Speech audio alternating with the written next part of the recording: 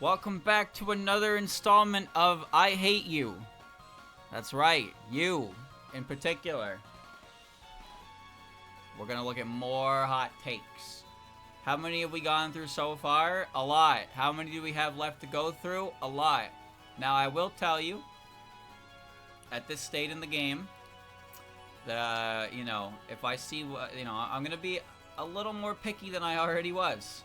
Which is to say that if I see one that is 5 words that says Sumireko, I'm probably just gonna skip it because I don't care. Nobody cares.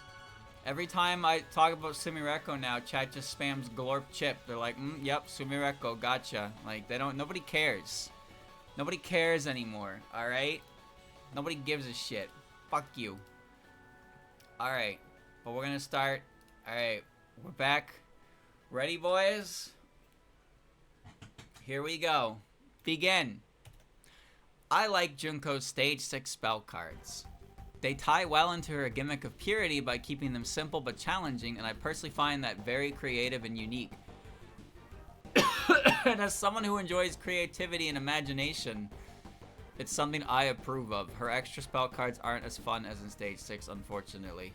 Chat, the floor is yours. The floor is yours. Solid hot take. Who talks like this? Bait, hot take. Saying they are creative is generous. Hot take, sure. Okay. Obvious. Hot take. Well, this is a hot take. Now let me say something.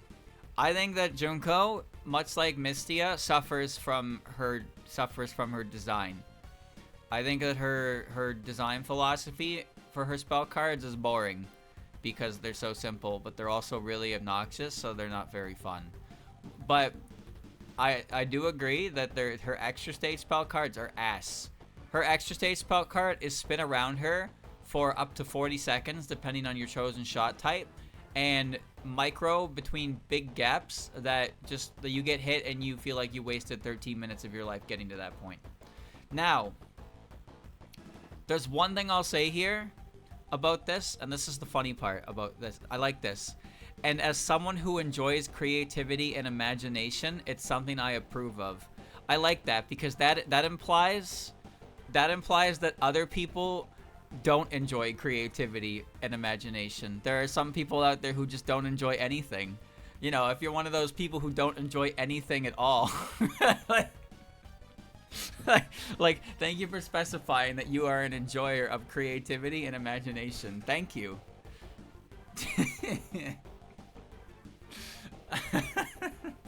That's so good. What kind of fucking space alien wrote that one? Okay. Alright.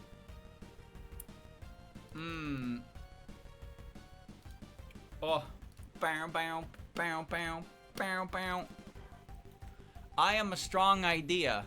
Are you? That everyone has their own Gensokyo and that it's a good thing that different people can have their own ideas and concepts about it. I think that's one of the best parts of the series, that we can create and share our own interpretations and worlds within.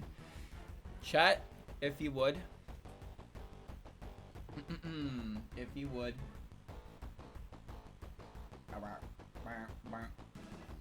Is there a way to lower my ping? I'd get a better internet connection. That's how. Hot take, bait, cold take, hot take, glurp take, obvious take. Yes, that is a hot take. I don't 100% agree with this, but I partially agree with this. In the sense that there are different characters and there's different popular interpretations of them, and there are beliefs that people have for characters which are not one-to-one to canon, but are rooted in canon ideas. But I don't like this idea that your own Gensokyo, as in you literally don't respect any of the source material and make up your own shit. That I don't vibe with. I don't vibe with that, because you're just not respecting the source material at that point. Using the source material as a bridge to connecting ideas is great. Deciding that everything that it works, it doesn't work the way you want it to work because you don't want it to work that way, that's dumb. Go find a different fandom. Fuck you. But for the most part, I would agree. But there's a part of me that says that no, not all of it. Not all of it. Oh, here's a good one. We all love this one. UFO isn't as bad as people say it is. Sure, the UFO mechanic's not great, but the music went hard and Byakuran's fight was genuinely epic. Genuinely.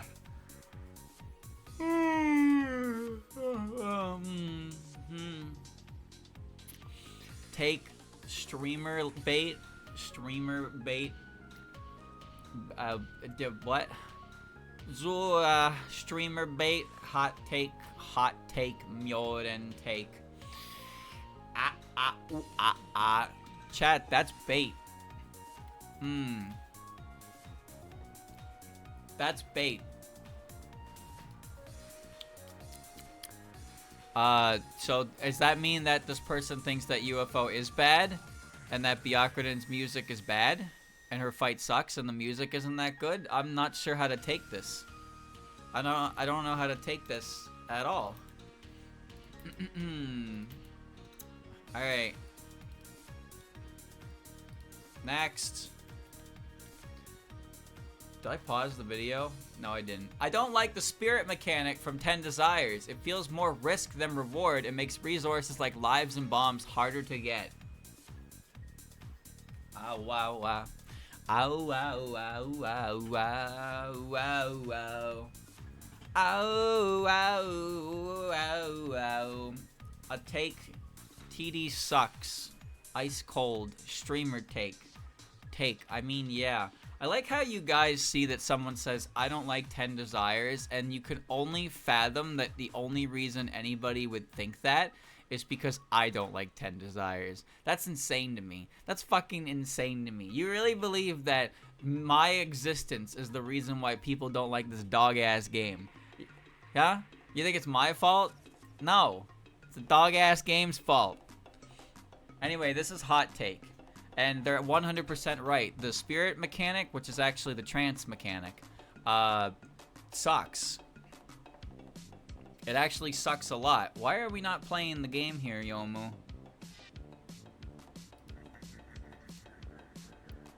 Jeez Louise. Alright. No, well, 10 Desires in general is kind of blows. But specifically with the spirit mechanic, I agree, because you can't use it yourself until you have it full. And then it uses itself if you get hit. But you need it to get multiple copies of lives and bombs. And if you don't do that, then you don't get lives and bombs. And it's just, well, mostly lives. Mostly lives. The game is, at the very least, I'll give it to the game. I'll give it to the game. It doesn't take your bombs away if you don't use them. That's one thing that a lot of Touhou games do, is that when you have a bomb count, when you die, it resets it to default. 10 Desires doesn't do that, and the main reason for that is probably because there's extra endings in that game that require you having a certain amount of bombs in your bomb stock when you beat the game for it. So that's probably the only reason why it does that. But yeah, you don't lose the bombs that you don't spend. But that's actually that's not really that great in a way, because you get bombs back when you have none. Like, you always go back to your default if you're under it, so dying with no bombs is better than dying with 7 bombs. But obviously, dying with 7 bombs and going back to 2 sucks. Anyway, point is that game is hot ass. Alright.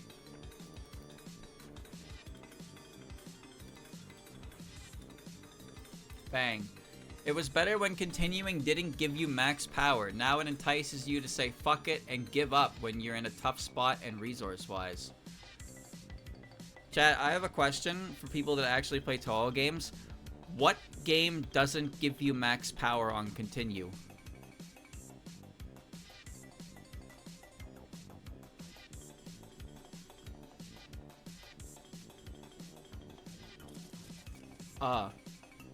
This is exactly what I'm thinking. When you die in a game over situation, you explode into full power items. You explode into full power items. In PC98, you don't explode into full power items, but you explode into heavy power items that when you grab them, you pretty much go back up to full.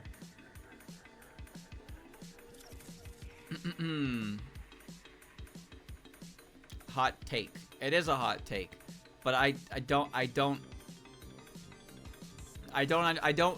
know a single game that does this. How does 10 do it again? I don't know. I'm pretty sure in SA, when you go down to your last life, the game drops you a full fucking power.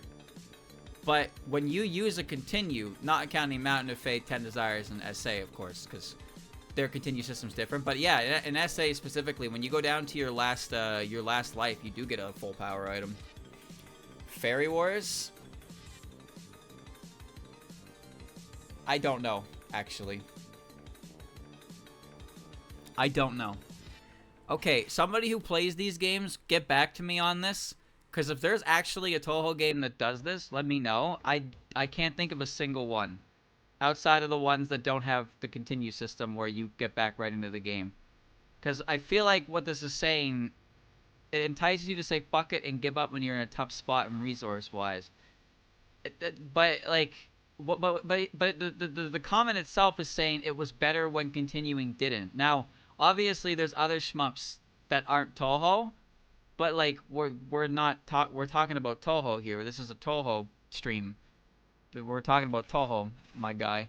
I don't know about Gradius. I've never played Donanpachi. What the fuck is a Mushihime? I don't know what the fuck that is. You're supposed to full power by the end of stage 1. Why would it ever start you over less than 1?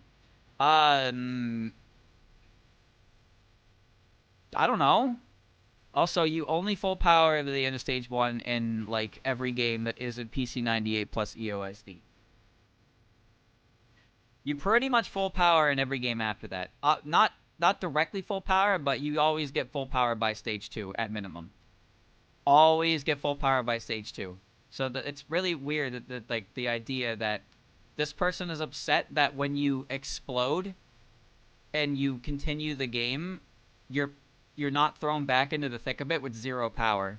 Fighting bosses where the game's HP and balance is designed around the idea that you have high power. So I think whoever wrote this is probably stupid. Whoever wrote this is probably stupid or has never actually played a Touhou game in their life. Or they meant to click the bait tab and they clicked hot take by accident. Because I can't, I don't know. I don't know. He doesn't know. He doesn't know. Not sure if this is a hot take, but Yokai Mountain, Mysterious Mountain is better than Wind God Girl. Even UFO sets you to 4 power on continue. And that game is notorious because when you get hit, you lose 1 whole brick of power and you get 0.05 of it back. So, and even in that game. Oh, I forgot that when you do use a continue in those games, it does give you full power anyway. I was thinking directly you explode into full power items, but no, you do get the continue items. Or when you continue in those games, you do come back with full power. Because you should have been at full power at that point anyway, so there's no reason to start you at 0. Besides, extra stages start you at 0 power, and they give you full power within the first fucking section of the stage because. Self-report hot take. Yeah, kind of. This is an opinion. I don't really think it's a hot take. I guess you'd have to look at the popularity poll, but I think both of IS themes are great. Although Yokai Mountain, Mysterious Mountain, I find is people tend to associate that more with Hatate because it plays during Hatate's, it plays during Hatate and double spoiler.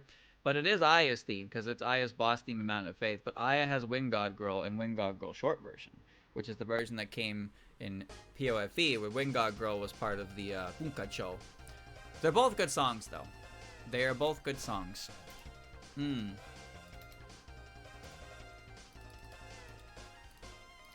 Bang. Mamizo, 10 Desires Extra, is harder than Moko. IN Extra.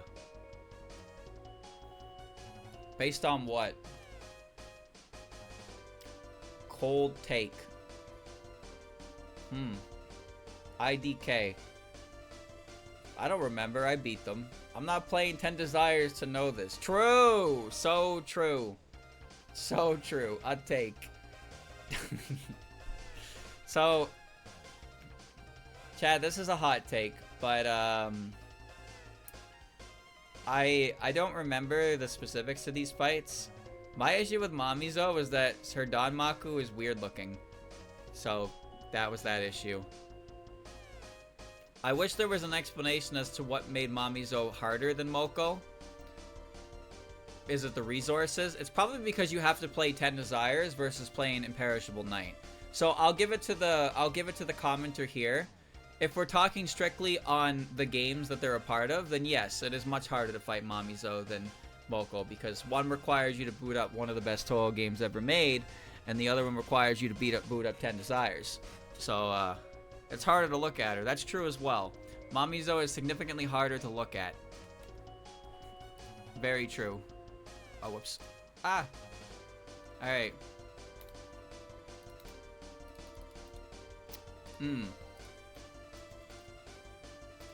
Kanago's theme is very mediocre, but her stage theme is the best song in Mountain of Faith.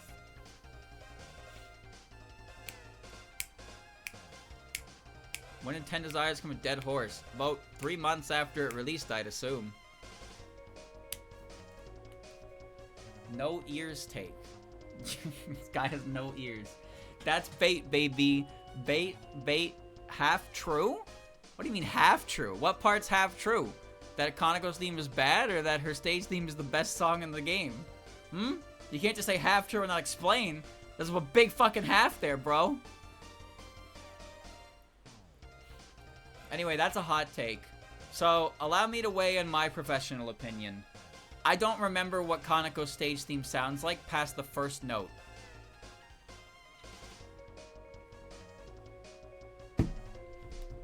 There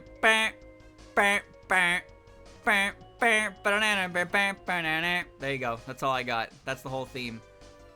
Meanwhile, Kanako's theme is a very good theme that makes the fight pretty bearable. I think her theme is great. I barely remember her stage theme because most stage 6 themes are kind of they're kind of in and out as quick as they go, right? That's just kind of how they be. I'm trying to open my bowl.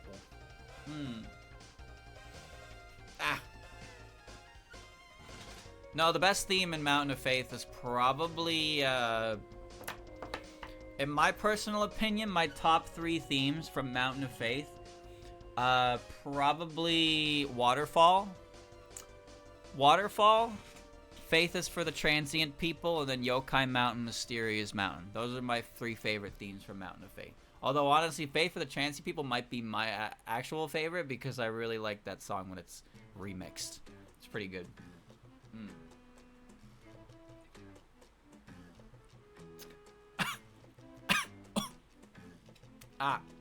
Alright.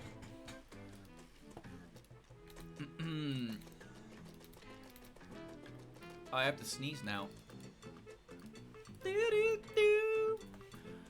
Touhou 6 EoSD is the worst one out of all mainline Windows games. Take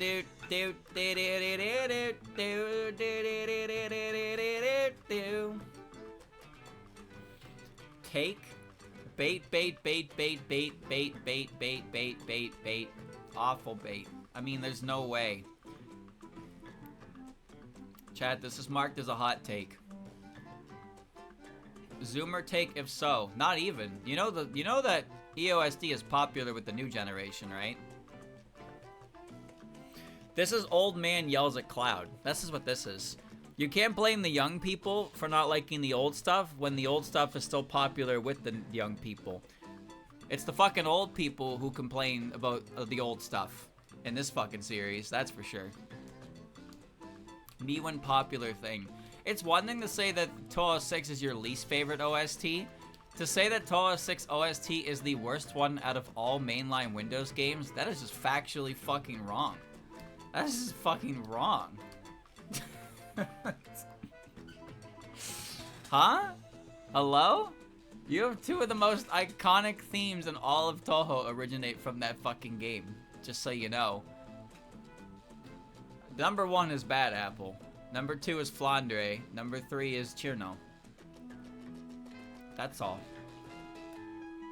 Spaghetti is one of the most popular themes in all of Touhou, but as far as outward reach goes, Cherno is Cherno, and then Flandre is Ronald McDonald, and then Bad Apple is fucking that one breached containment heavily. All right.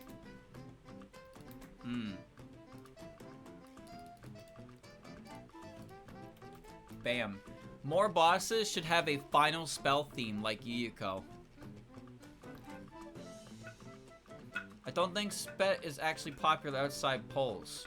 I want you to think about what you just typed in chat. Outside of the poll to determine what's popular, this song isn't actually popular. Yeah, okay. Alright. Hot take. Hot take. Hot take. Hot take. Hot take. This is a hot take, but this is not a hot take at all. This is not a hot take at all. This is actually true. This would be a really cool feature. Cause there's Voyage 1970, which is basically a final spell theme for Eren and Kaguya. And then you know, I don't think Border of Life is good, but having special themes for final attacks is a pretty cool idea. The problem with that, and this is the only problem that I have with that, is that to have a theme actually run the length of a final attack, that final attack needs to go on forever. Which means either it's a timeout, the final spell of the run is a fucking timeout, bang, Yomu died right when the music ended, or the spell card just takes a full fucking minute to shoot down. So most of these conditions kind of blow chunk. But I do think the idea of a final spell theme is great. But unfortunately, the circumstances surrounding the game, for these to really make sense, would make every game kind of feel like a chore in that regard. Because Kaguya and Eren, it's bonus. With Yuyuko, I hate it. I hate Resurrection Butterfly. And I hate surviving for 80 seconds, waiting and hoping that I don't fucking choke when I'm done. You know, I'm tired of it. I'm tired of it. I'm tired of it. But I like the idea of what they're saying, but unfortunately the other aspects of everything is, yeah. For extra bosses? Well, extra bosses have really long loops anyway, because their fights are long. I feel like interrupting those for like, the last spell card, and some of those spell cards can take a while. I'm pretty sure Suwako has one of the longest spell cards in the entire game. I think her final spell takes 3 minutes to time out. 180 seconds. Alright. Oh. Sho Toramaru should have been playable in one of the last 4 mainline Touhou games. Yep. Yep. Yep. So true take, show cope take, base take. You mean the one? The one? The one? Who's the one? Am I the one? Am I the one? Am I the one? If we count 19, sure. Well, I'm pretty sure 19 is a mainline Touhou game, because it's not called 19.5. It's a true take, though. This is a hot take. But chat, why? Can you tell me why? Now, I'm not going to say that I don't think that Sho should have been a playable character in some capacity in any game, but why? Why should she have been playable in the last 4 mainline Touhou games? Because she's cool. Because she needs something. Why is Nazrin playable in 19? Because she took Sho's spot. Does that make you mad? Does that make you angry? Does that get you fucking infuriated? Your blood absolutely boiling? Her spot was stolen.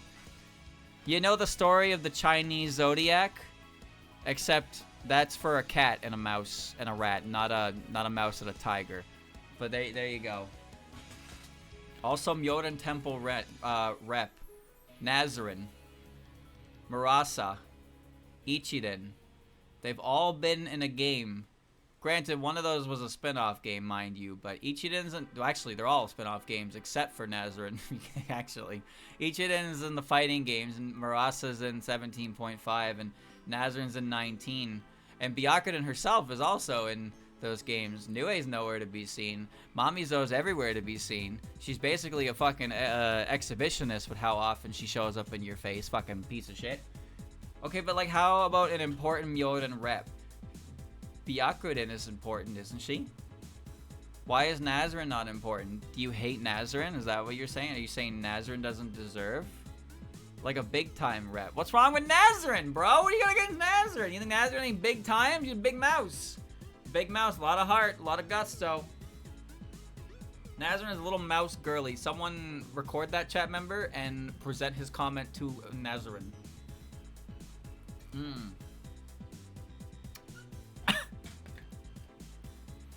Show is big tiger lady. She's important. Isn't that exactly why she can't be leaving the temple?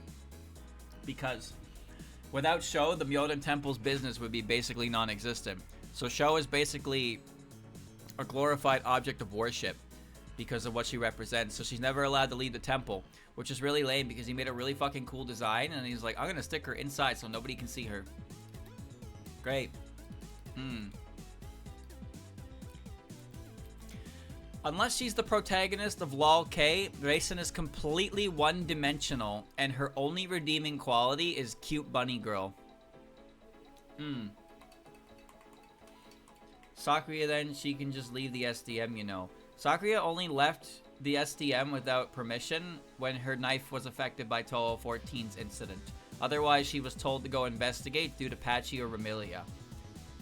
Bait, bait, bait, gotta be bait, ouch bait, false bait, okay, weird. Chat, this is a hot take. Raisin is completely one-dimensional. So, here's the question I have. What about her is one-dimensional? What aspect of her personality do you see that is only ever present everywhere? I'm just curious, because Raisin is a character that I think gets written very well in more serious works. Again, Sengoku Gensokyo and Fantasy Maiden Wars does a great job because the idea of her character, she's, you know, she abandoned the moon. She's a deserter, and she, you know, and even in Touhou 9 when she has to be kind of confront that situation with Eiki. I think that Raisin has a lot of interesting character development that gets explored in more serious works. That's like, but I do agree that comedy-wise, Raisin's just kind of a punching bag, which undermines everything about her character that is interesting. So I'll give you that. In comedy, but there's a lot of characters who are broken down into one-dimensionality in comedy works, and some characters are punchlines, and that's just kind of how it is. But calling Raisin one-dimensional, I think, is not very fair, because I think that the character has quite a bit of nuance to her that makes her interesting. It's just a shame that the only thing people really know her for is exactly what you wrote, where you look at her and you only see her at her face value, and you just assume that means she's one-dimensional. You refuse to look at the character further in.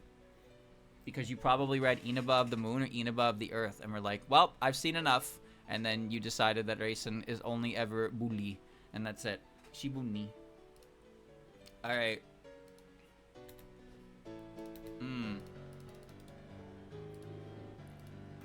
Bang. We need more male characters. They don't even have to participate in Danmaku, similar to Renosuke, but some more actual characters would be pleasant.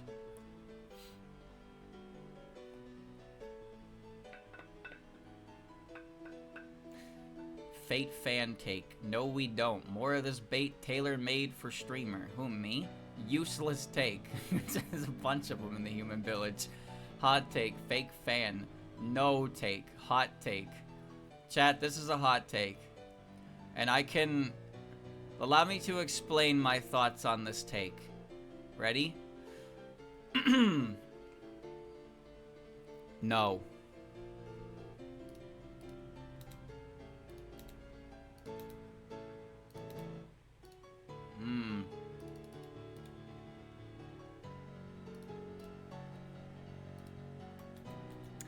Rumia has no business being that popular. Everything about her is boring, from her design to her personality. You know it's bad when her most popular fanon portrayal of the human-eating yokai goes against the one thing we know about her in canon, that she doesn't go after humans because it's too much trouble. I'm angry. Holy hot take. Kill this man. Anti-streamer take. Streamer bait hot take.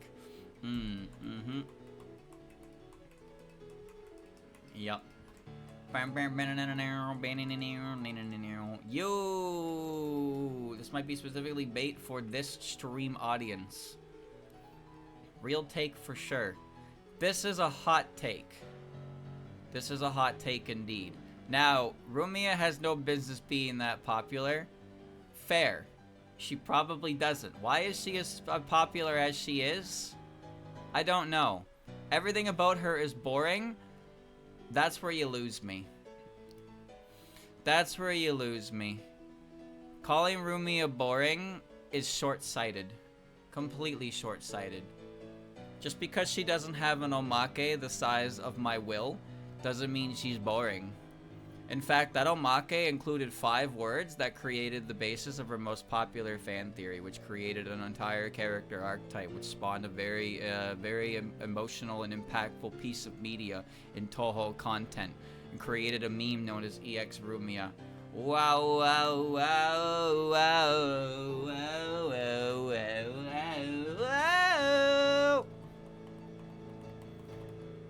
I think Rumia's design and personality is encapsulated of everything that Gensokyo is. It takes scary ideas and makes them unassuming and fun, but also there's times where they take those scary ideas and people build up on them and actually present them in scary ways. So Rumia can be everything. She's like multi-talented in her simplicity. You can just do whatever you want with her, really, to an extent, of course. She's very free range. It's great. You know what's bad? When her most popular fan and portrayal, the human-eating yokai. Is that her most popular fan and portrayal? I thought her most popular fan and portrayal was being friends with a fairy. But, I mean, I would take this guy's word for it. This guy probably knows exactly what Rumia's most popular portrayal is, considering he's such a massive fan of the character. There's definitely no bias in this opinion here. No. There's no bias here. No bias. The 100% objective, popular fan and portrayal. Yep, very true. Very true. Very true. Anyway, this opinion is wrong. Popularity-wise, sure. Maybe she shouldn't be as popular as she is. Boring? No. That's short-sighted. That's short-sighted. You're dumb. You stink. You smell like stink. Quote, Rumia, from the game, where she's the best character. Yuma's biggest achievement is making Flandre and Ron actual characters. Wow. Cha-cha. Glurp speed. Holy true. The GOAT. Literally. Hot take. Hee take. Mad take. Hot take. Not really hot take. Got a point. That one's trying to be spicy. I'll take bad bait. Bait. Hot take. Base take. Chat, that's bait. That's bait. Oh my goodness. Oh my damn. That's bait. The anger. Ooh, the anger rises. I'm mad. You should be. You fell for the oldest trick in the book.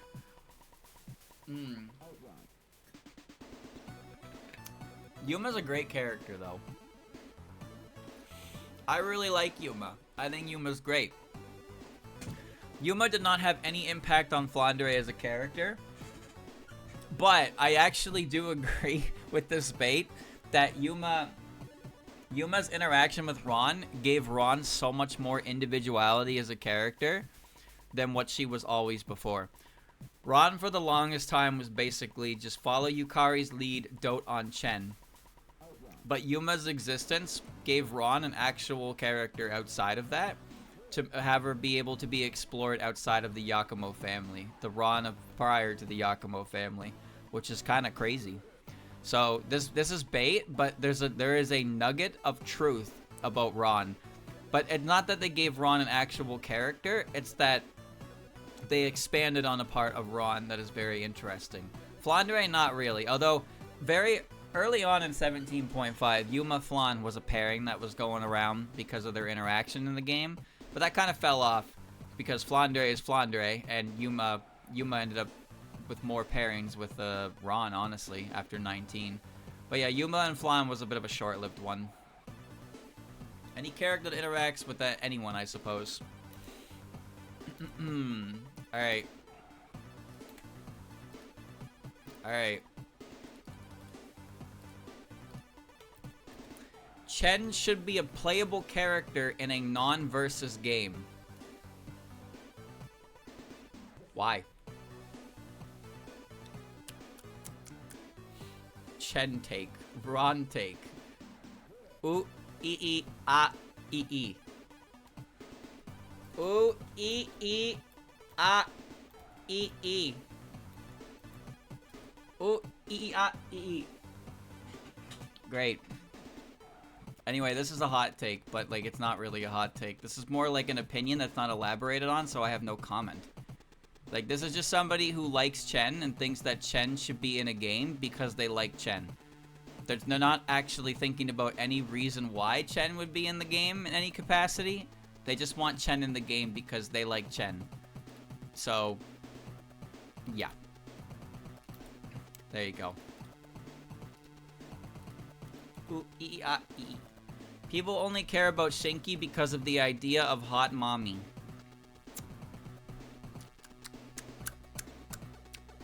Blurp. Bait. Lazy. What?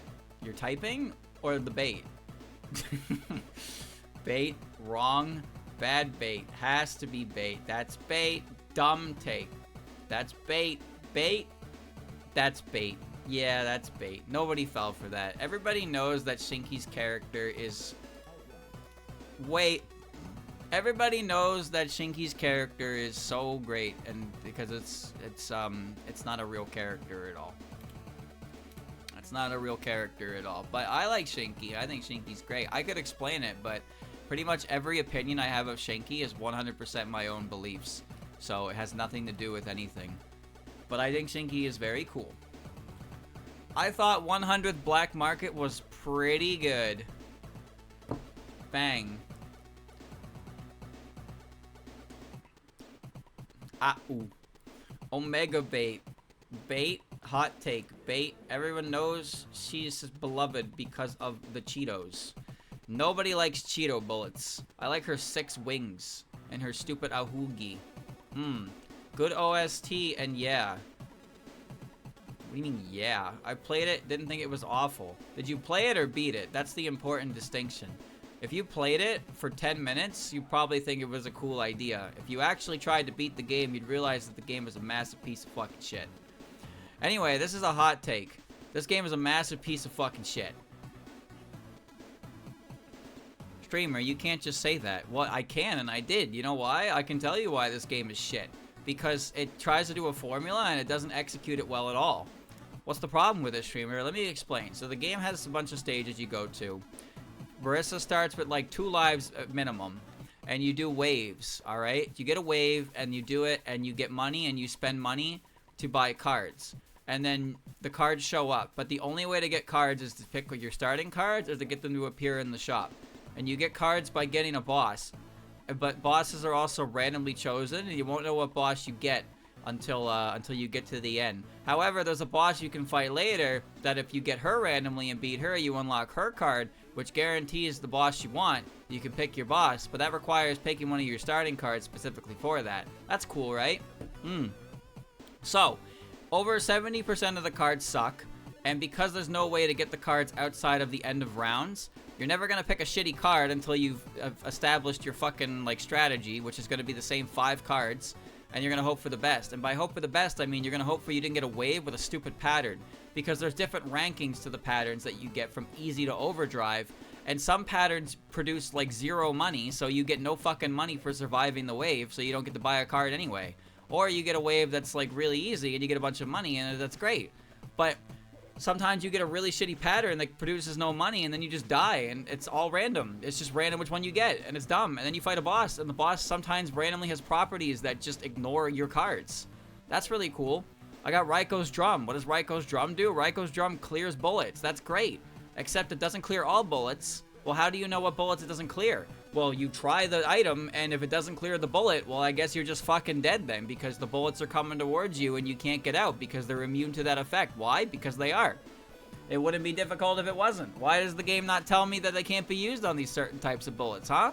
There's no designation. You just find out when you're... It's like jumping in front of a car and realizing that you're not invincible anymore. Like, you're like in front of the car and you're like, don't worry, I'll just get out of the way, and then your legs stop fucking working, so you get hit by the car. How are you supposed to know that was gonna happen? Oh, actually, that car had magical leg-stopping headlights that stop you from running away from getting run over. Like, oh, that would have been great information to know. Any designation? No, you have to get hit by the car first, and then you can get back to that road 15 minutes later. Piece of shit game. Piece of shit game. What a bad fucking game. What a waste of money, a waste of time, a waste of resources, a waste of development, a waste of oxygen that I spent breathing while playing that fucking game. Anyway, yeah, it's not a very good game. Renko and Maribel are honestly really boring characters. The game is okay until I think it was stage 4 boss, then it goes to shit for the rest of the game. Yes, that is exactly what the game's problem is that it presents a neat formula, and then as soon as you get to stage 4, the stages aren't fun anymore, and they take too long, and the bosses aren't fun anymore, and you die, and you're pissed off because you get 2 lives maximum, and you're fighting a spell card you've never seen before, and half of the fucking cards don't actually do anything to the spell card, so... Anyway. Hot take. Hot take. Hot take. Hot take. Bait. Hot take. Probably true. Bait. Yuri hater. True take. Hot take. Unfair criticism. Unfair criticism. This is a hot take that doesn't like stories. This is a hot take, chat, and I don't think it's true. I don't think Renko and Maribel are very boring characters, but I think that the majority of people who actually like these characters don't give even half of a shit of anything about these characters outside of their sexuality. That's the problem. That's the problem. Hifu has semi-interesting stories that don't really feel like they're part of Touhou in a lot of ways, but they have connections. They're introspective, and their little shenanigans are neat. But nobody cares about that. Nobody fucking cares about that. The only thing they care about is how long these two characters hold hands. All they care about, they only read the stories so they can find very particular wording that may imply a relationship between the two characters, and that's all they actually care about. So the vast majority of Renko and Maribel fans don't actually give a flying fuck about anything that they're in. They just care that they're both together and they're standing next to each other and they talk to each other, because that's that sexual thrill, that sexual tension, boys. Oh my god. So yes, I firmly believe that the majority. This is like Touhou Light. Touhou fans don't play the Touhou games. Hifu fans don't give a shit about Hifu. They don't give a left fucking nut about Hifu, bro. They don't care about Hifu at all. They don't care about Hifu at all. No, they don't. No, no, no. No, no, no. I'm not a Renko and Maribel hater, but I'm simply aware of the situation. They are like the 3rd most popular ship. They're a very, well, not the 3rd, but they're a very, very popular ship for how individually they were barely characters in Touhou. So, yeah, take that what you will. Bum ba dum bum.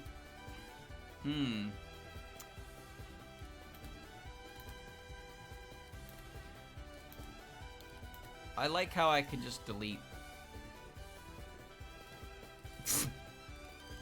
I'm sorry. I didn't mean to laugh. Cherno's popularity is mostly undeserved, and it takes away from Letty's potential popularity. Bum ba-dum bum ba-dum bum ba-dum bum ba-dum bum ba-dum. Jealous take. What? No way. Bait or stupid take? Bad bait. Letty fan bait. Letty mention equals bait. Okay. Kadama take. Kadama. Actual insane take. Who gave Letty a computer bait? Chat, this is a hot take. So first of all, Cherno's popularity is mostly undeserved.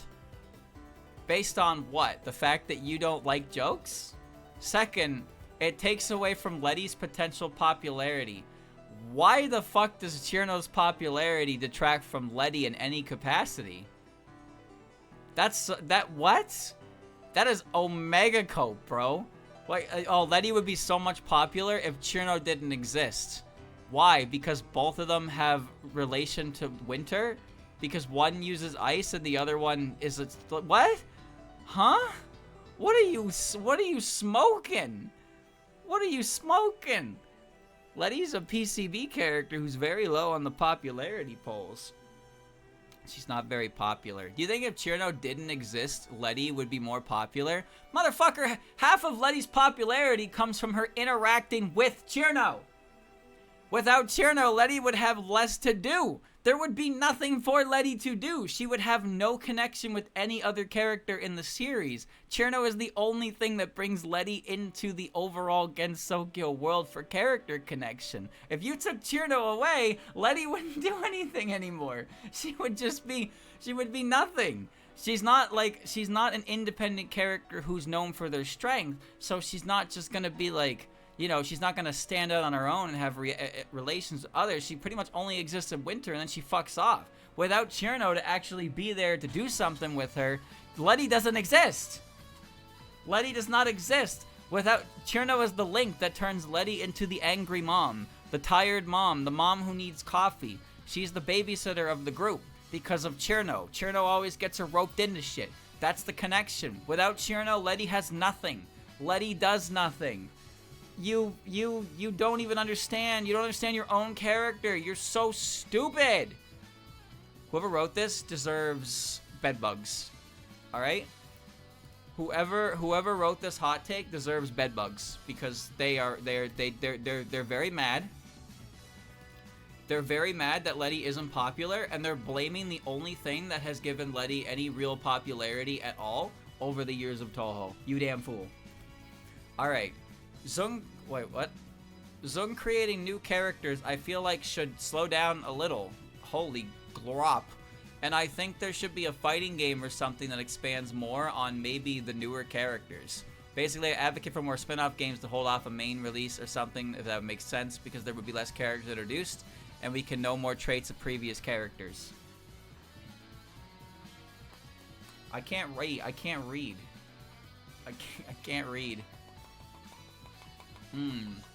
Bad bait. Hot take. Take, hot take. Take. Word soup take. Bro, just ask him for a new fighting game. Hot take.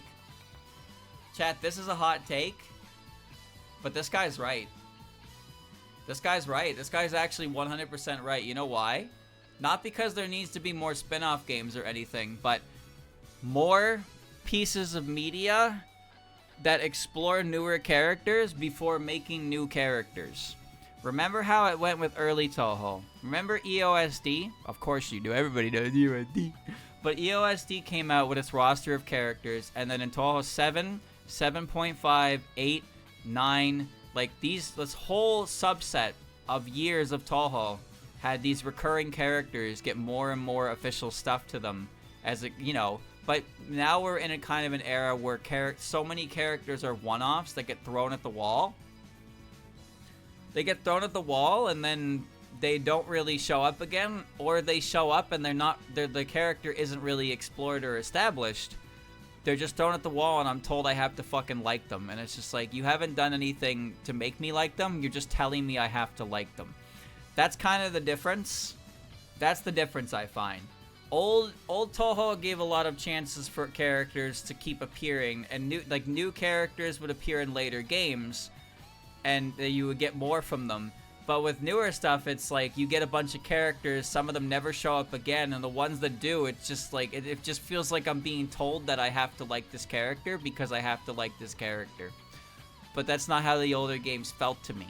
You know, I saw EoSD, I saw PCB, and then I saw 8, and I saw the advancement of characters, and then 7.5 where I see all these characters that were established in these games, minus 8 of course, because 7.5 technically after 8, but story wise before, you know what I mean. But the Reimu, Alice, Marissa, Sakuya, Yomu, Yukari, Yuyuko, Remilia, and the new character Suika, but like we had this fighting game, and the newer fighting games as well get to do that less so, because the newer fighting games, some characters have throwaway stories that don't really amount to anything. But these spin-off games, and 17.5 as well, 17.5 unfortunately didn't do as much. Like, in my opinion, Kaneko was the most pointless inclusion in the game, because like Jun and Shion have their fucking like Saturday morning cartoon shit. Murasa visits the Hell of Blood pools again, and she's got her cool coat. Kaneko doesn't really get anything additional to her character. She just kind of shows up and goes, yep, this is happening, and then that's kind of it. Like, there's no addition to her character. Everything that you see there is pretty much Kaneko as Kaneko. There's nothing new or interesting, in my opinion. But the other characters got interesting stuff. The lore on the blood pools from Murasa was really cool. Shion and Jun are just being fucking stupid. And then Flandere's grand return to the silver screen as well. But Kaneko didn't really do anything in 17.5 that, I don't know, did much for her character. Like, there's nothing that 17.5 really established about her that wasn't already kind of known. But at the same time, Kaneko herself isn't really a character who does a lot in you know, she does a lot of things in the background. So a lot of the time she is active, but not really active. And, you know, it's just, I guess you could say she's kind of infallible in a way. That's kind of annoying. The most endearing characters in the series are the ones that eat shit and get humbled a little bit, because it makes them feel more, I guess, touchable. I guess Kaneko never really felt like that, because even though you beat her up in 10, it's like, haha, keikaku dori da. And then her plots that she has an X and everything after that is always just like, Kaneko's behind this, but she's never really like addressed or punished for it and anything like that. So Kaneko's just kind of like that. Her fandom portrayal is usually her being conscious of the fact that she's not nearly as popular as Suiko and Sanai, and trying to do something about that. That's her main comedy portrayal. Couldn't tell you much else aside from that, though. Couldn't tell you much else about that. Alright. Nothing established about Jun and Shion either. They're just trying to get rich quick. What? Is that not established? Is that not an establishment? They did their thing in 15.5, and then they got punished, and now they're back and they're doing it again. And they're being shitters. They're running the whole Saturday morning cartoon. That's the fun part about them, is they're basically the comedy story of the game. But they're fun. Kaneko's not fun. How is Kaneko isn't fun? She's boring. Funny characters are fun. I like when Shion gets pissed because someone calls her poor, and then Jun's like, ooh, touched a nerve there, did ya? They're fun. They're goofy-ass characters. Kaneko's not goofy. She's supposed to be serious, but she's boring because she's infallible. She's boring. Even, look at Yukari. Yukari is a character who's, like, she's got this Deus Ex Machina bullshit. But then in her fucking introduction to the game, you find her in her jammies, and she's like, yawn, I'm sleepy, what are you doing here? And then in 7.5, when she shows up, she's just like, man, nobody invites me to parties. You guys are so mean. Everybody's so mean to me. And you get that image of Kirby with a massive cheeked up. That's like Yukari in canon, where she's being a goofball. And then in 8, she tells Reimu that, you know, she's there with Reimu in her non-existent arms. So even Yukari in all of her glory is still being a bit of a, you know, she's being a goof. She's being a funny goof. That's great. Kaneko's never a funny goof. Eren's never a funny goof either. Fuck you. Anyway, I agree with this take to an extent. I think that some spin-off materials that let just characters kind of do something that isn't serious would be more fun, because I'm tired of Zun's serious characters because they're all really boring.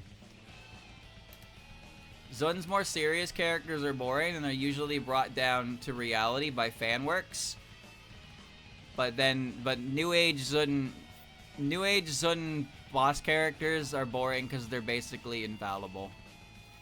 They're basically infallible and they're not interesting because they never lose, and when they lose, it was because they planned that way. They planned it that way. It was all part of my master plan. I've heard this before. Oh, it's the dystopian soundtrack. Oh, I'm surprised this is on YouTube. Okay. You don't have to play the games or consume much Touhou media to be a fan. Oh my god, dude.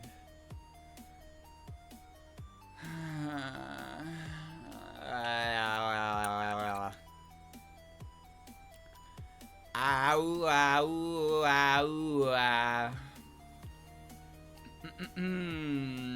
Hot take, yeah. Didn't even try bait. Well, I mean, like, you don't have to play the games or consume much Touhou media to be a fan. Yeah? It's not a hot take. Who cares? Who fucking cares? I don't care if you've never played a game before. I don't care if the only, well, actually, if the only relation to Touhou is Lost Word, then yes, actually, I do judge you a little bit. I do actually judge you a little bit. If the only interaction you have with Touhou is through by playing Lost Word, I do judge you. Utso is actually pretty smart. Is she? I'm pretty smart too. Did you know that? Did you know I'm actually pretty smart? I have an IQ that's in digits that would keep me out of asylums. I would say that's pretty good, wouldn't you? None of those emotes are loading. Oh, now they all loaded. Okay.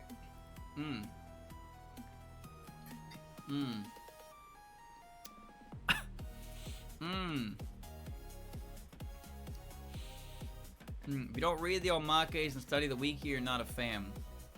Well, if you read the omakes and study the wiki, it's because you're a fan. So you can use that in reverse, actually. That's why I did it. I read the character lore because I like the characters. That's why I did it. I did it because I was a fan. I don't know where I was going with that. Point is, it's fun to learn about the things that you like. So it can be a little thing that gets you invested, and then you can, it depends how far you go with that one. It depends how far you go with that one. Wow, wow, wow. The fighting games do a better job of introducing new characters to the series than the mainline games. Oh, is this Brinstar from N64? Yo, can somebody do me a favor? Can they request Brinstar deaths from Melee? Oh shit, Planet Euphoria. Can you request Brinstar deaths? I love Brinstar deaths from Melee. It's a great one. Anyway, I wasn't reading anything. The fighting games do a better job. This is a hot take, chat. I think the only reason this is true is because the fighting games have more characters for the newly introduced character to engage with. So you can see, and that's the important part. See, mainline writing is always very, like, fucking weird. And you only ever get to see the perspective of characters talking to, like, Reimu or Marissa. But in the fighting games, you have a bunch of different personalities and types that engage with them. So you'll have a game where, you know, Reimu and Marissa will talk to them, sure. But you're aware how Reimu and Marissa are and how people talk to them. But in the fighting games, you'll get silly characters, you'll get some other serious characters. You'll get to see how the new character interacts with different personality types, which gives you more information on the character. Are they more confident? Are they confident in general? Do they not know how to handle certain personalities? Like, that's the fun of it. When you see how characters interact with other personalities, you can see how they get along with other types of people. Whereas with Reimu and Marissa, we understand how they are as characters and how they're established. But a lot of characters, when they talk to them, it's kind of, you know, it's not samey per se, but you get accustomed to the way that people address these characters. But imagine how every character would talk to a character like Chirno, right? So, like, it's fun to see how these characters that we see interacting with normal people, with normal conversations, interact with somebody that's not quite so easy to converse with. And seeing how they handle the situation, if it's something they can do, or if it's something that they're unable to do. I usually like when these like smarter characters try to interact with Chirno, and Chirno's not like getting it, and they don't really know how to continue the conversation because they're just not having the same conversation. So yeah. Speed, Rumia. Speed. UFO, hands down, best music in the series, minus news theme. We can forget about that one. Everything is just peak! Peak! Alright. Is there a problem? I was just reading it. Incorrect. What? I mean, UFO OST. Bad bait trying to call out New A's theme. Streamer take. Bait? UFO OST is good. Why did you type that twice? Huh? New A's theme is great. What's this guy's problem? Well, this is a hot take. UFO is actually probably in my top 3 of overall OSTs. My top is IN, followed by SA, followed by UFO. It's funny though, because UFO is not a game I enjoy, but there's a lot of music from that game I really, really like. SA has my favorite stage theme, but there's a couple themes in there I can do without. And the majority of IN's OST is just good. Like, pretty much every song in IN is a good fucking song that I enjoy. I'm a sucker for piano. That's the big one. I like the piano game. But yeah, UFO is in my top 3 OST. But New A's theme is great. New A's stage theme is fucking garbage, though. I'll say that. UFO's OST is held back by it's held back by that.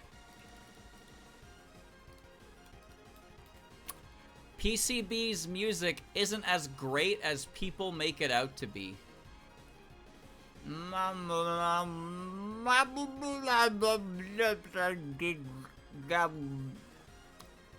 sorry, what? Chat, the floor is yours. Bad bait? You really think something would just say that PCB's music isn't that great? False hot take. Wrong bait. What do you mean wrong bait? Reads like bait. Bait, try again. Hot take. Hot take. Bait. Yukari hater. Hot take. That's a bad bait, chat. That's bait. That's bait. Ha ha ha ha ha. Ho ho ho ho ho. Hee hee hee hee hee. Reads like bait. I don't know, man. It reads like a hot take to me because people are quick to put their opinions as objective facts and then not explain them.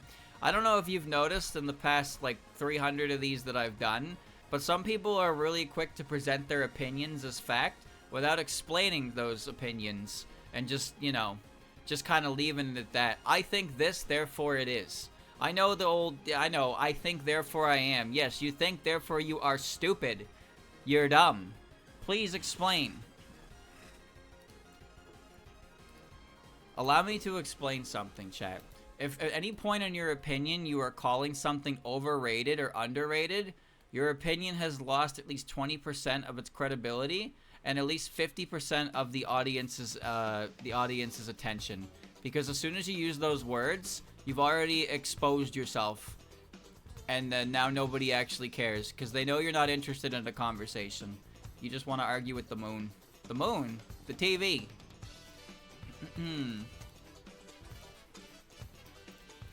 Considering her personality, Reimu should swear more, especially against the Lunarians and the moon and Chang'e, especially Chang'e.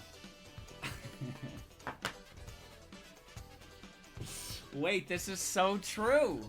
Funny bait. Bad take? What? Agreed? Finally an interesting take. Junko posted that. Cinema take. This is laughter bait. Laughter bait. Hot take. Junko take. Chat, this is a hot take. Now, I don't agree that Reimu should swear like a sailor, but I do think that Reimu should say damn like Shadow the Hedgehog. I think that Reimu's personality would have her say damn just like Shadow the Hedgehog does. Would you agree with that? Would you agree with my assessment? Where's that damn Damn, where's that damn fourth yin yang orb? Don't you think she should say damn more? I think she should say damn more. Hell doesn't count because hell is just a place in Touhou. But I think Reimu should say damn more, and I think that Marissa should get one bitch every 2 games. Marissa should be allowed to call somebody a bitch every 2 to 3 games. That is just, there's no reason to, but it's important that she gets that right, you know? She gets a bitch card. She can drop a bitch on you every 2 to 3 games. So you always gotta be ready for it, but you never know where she's gonna drop it. But she only gets one. She only gets one, okay? Alright. Raisin's design is pretty good, but her skirt looks kind of like a freaking shower curtain and detracts from her overall charismatic businesswoman look. Chat, if you will. If you will. That's bait? Lee Mao? What do you mean Lee Mao? Question marks? Bait? Bait? Bait? What do you mean bait? He take? Great bait? Interesting. What are you looking at, take? Her skirt, my guy. You never looked at a skirt before? You never used your eyes? Now, this is a hot take, chat.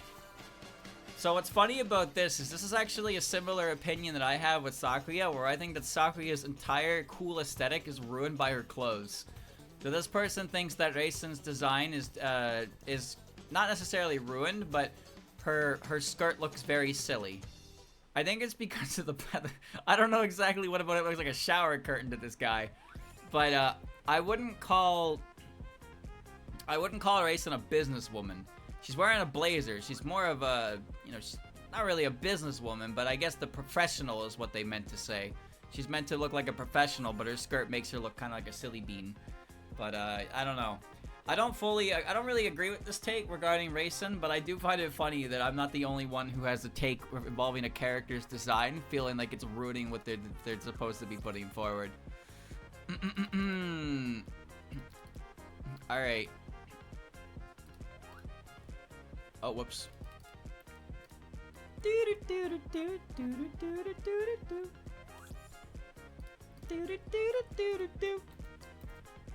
People acting all high and mighty for liking more obscure, less popular characters and calling you a new-gen tourist because your favorite is popular genuinely pisses me off. Like, sorry I like Sakuya and not Rin Satsuki or Birko or something. I also think shaming people for being very casual fans that only have very surface level knowledge about the series, fans who play on lower difficulties or fans who aren't interested in playing the games is stupid, and the community has a strange way of policing the way they think you should enjoy the game. Chat, the floor is yours. So true take. This guy got ratioed on Reddit. True, but also who hurt you? Yeah, this take definitely came from social media. That's just true. Too much detail, hot take. Who hurt this person? This is a hot take. This isn't even a hot take. Look, I've never been insulted because my favorite character's not popular. Haha. But I do understand that there is a strange, like, people like to feel high and mighty over anything. And it is true that for some reason there are some people who, when they choose to like a character who's not that popular, and they get really, like, haughty about it, and like, but like they get haughty in a way where they decide that they're the only ones who understand the character, and then they get rude with people who like more popular characters who ask for literally the same thing that these people do. Like, oh, I like this character and I think they should be in more stuff. It'd be cool. Like, well, your character's been in more stuff than my character, so fuck you, my character is cooler and my character should be more stuff. So yeah, this is a take that comes straight from Twitter, because Twitter is full of that, as you know. It is a little bit disingenuous to say Rin Satsuki or Birko, because the character obscurity doesn't reach that far. But if your favorite character is Sakuya, your favorite character is Sakuya. That's just how it is. She's a popular character. My favorite character is Jun. She's not very popular. But that's okay, because my second favorite character is Rumia, and she's very popular. And then my third favorite character is Reimu, and she's very popular. And then my fourth favorite character is Satori, and she's very popular. And you see here? You see what's going on here? There's a lot of characters, and believe it or not, the reason why characters are popular is because they're likable. So a lot of people like these characters, hence they're popular.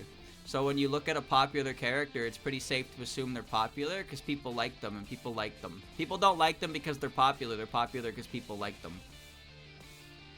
That's all. Ba-dum-bum. I kind of feel bad for this guy. Do you remember how we had that one up last time? That someone was like, I don't. He said I hear more about bad fans than I actually interact with them, and I said that if that's the case, then you're somewhere good. This person very clearly has been in a place where that has not been the case for them. I've never heard the term new gen tourist. That sounds like a Pokemon term for somebody who says that a Pokemon game that came out after Gen 5 is not dog shit, would get called. But, whoever wrote this probably had a really bad experience on Twitter or in a Discord server or something, because there's some vitriol in here. Like there's a level of personal happenings in this story. Something happened with this guy, and he experienced this. And he's right. To a degree, he is right. In that some people are cringe. Could you believe it, chat? People on the internet who like this weird fucking Japanese series are cringe? No. No, it's impossible. Everybody who likes the series is an upstanding member of society and a good citizen who knows how to interact with other human beings. Definitely. Definitely. 100%. Yes. Yes. So I'm sorry, chat member who wrote this, that you've experienced this. But the things you say are things that most people would just kind of agree with and not care about. Now, the real problem comes from if you do more than what you're saying. Now, that's another thing. Sometimes people say shit like this and then they don't actually reflect on their own actions. And they're just like, wow, people are so mean to me, but you're not cheeked up. So you're leaving information out. The idea that, oh, like, what if you're being obnoxious? What if you're a piece of shit? What if you're just blaming other people for not wanting to put up with your bullshit, right? But people don't like to talk about them being bad guys. So you'll get opinions like this where everybody is presented as the bad guy and the person who wrote it is infallible, but there's always two sides. There's always two sides to one story, chat. I'm not accusing this of anything in particular, but I am saying that sometimes when shit hits the fan and everything is against you, you gotta look at yourself and wonder if you're the problem. Sometimes your own actions are what causes the problem.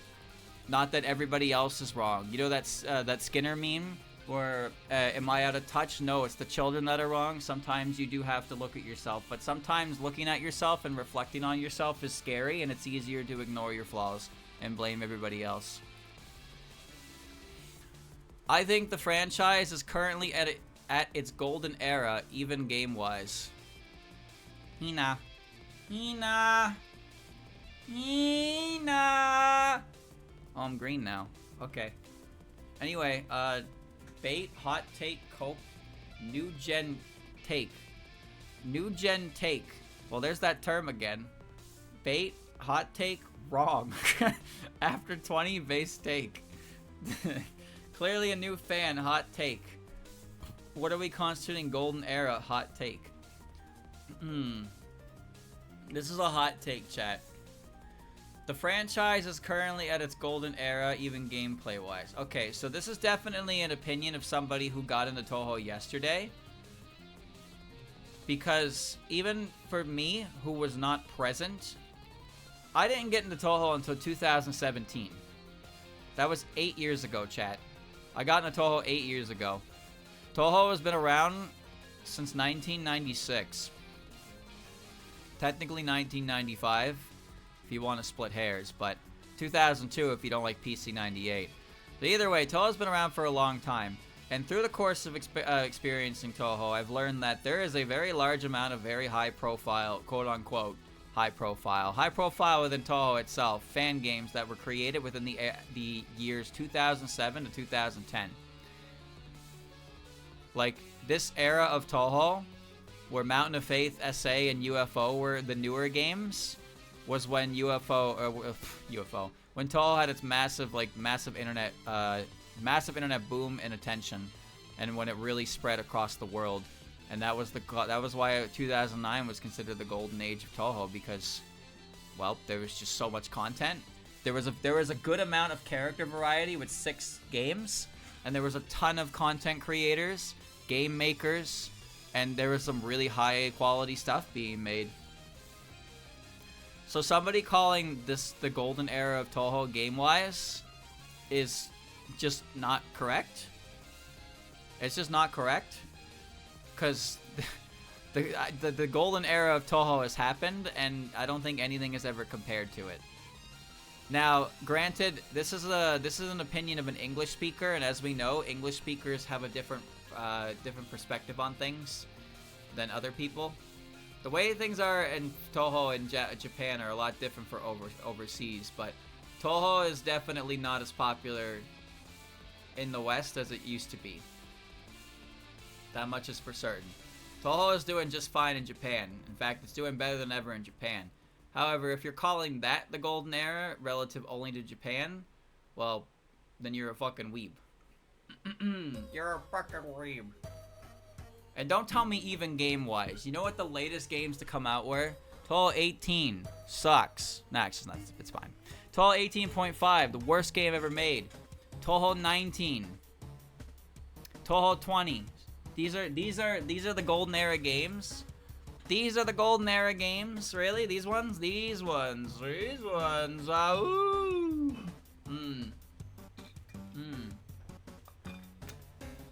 No, that's 16.5. My brother in Christ, 16.5 was like 6 years ago. Touhou 16 came out in 2017. The same year that I was getting into Touhou, Touhou 16 was new, and 15.5 was in development. No joke. 15.5 wasn't a game when I got into Touhou.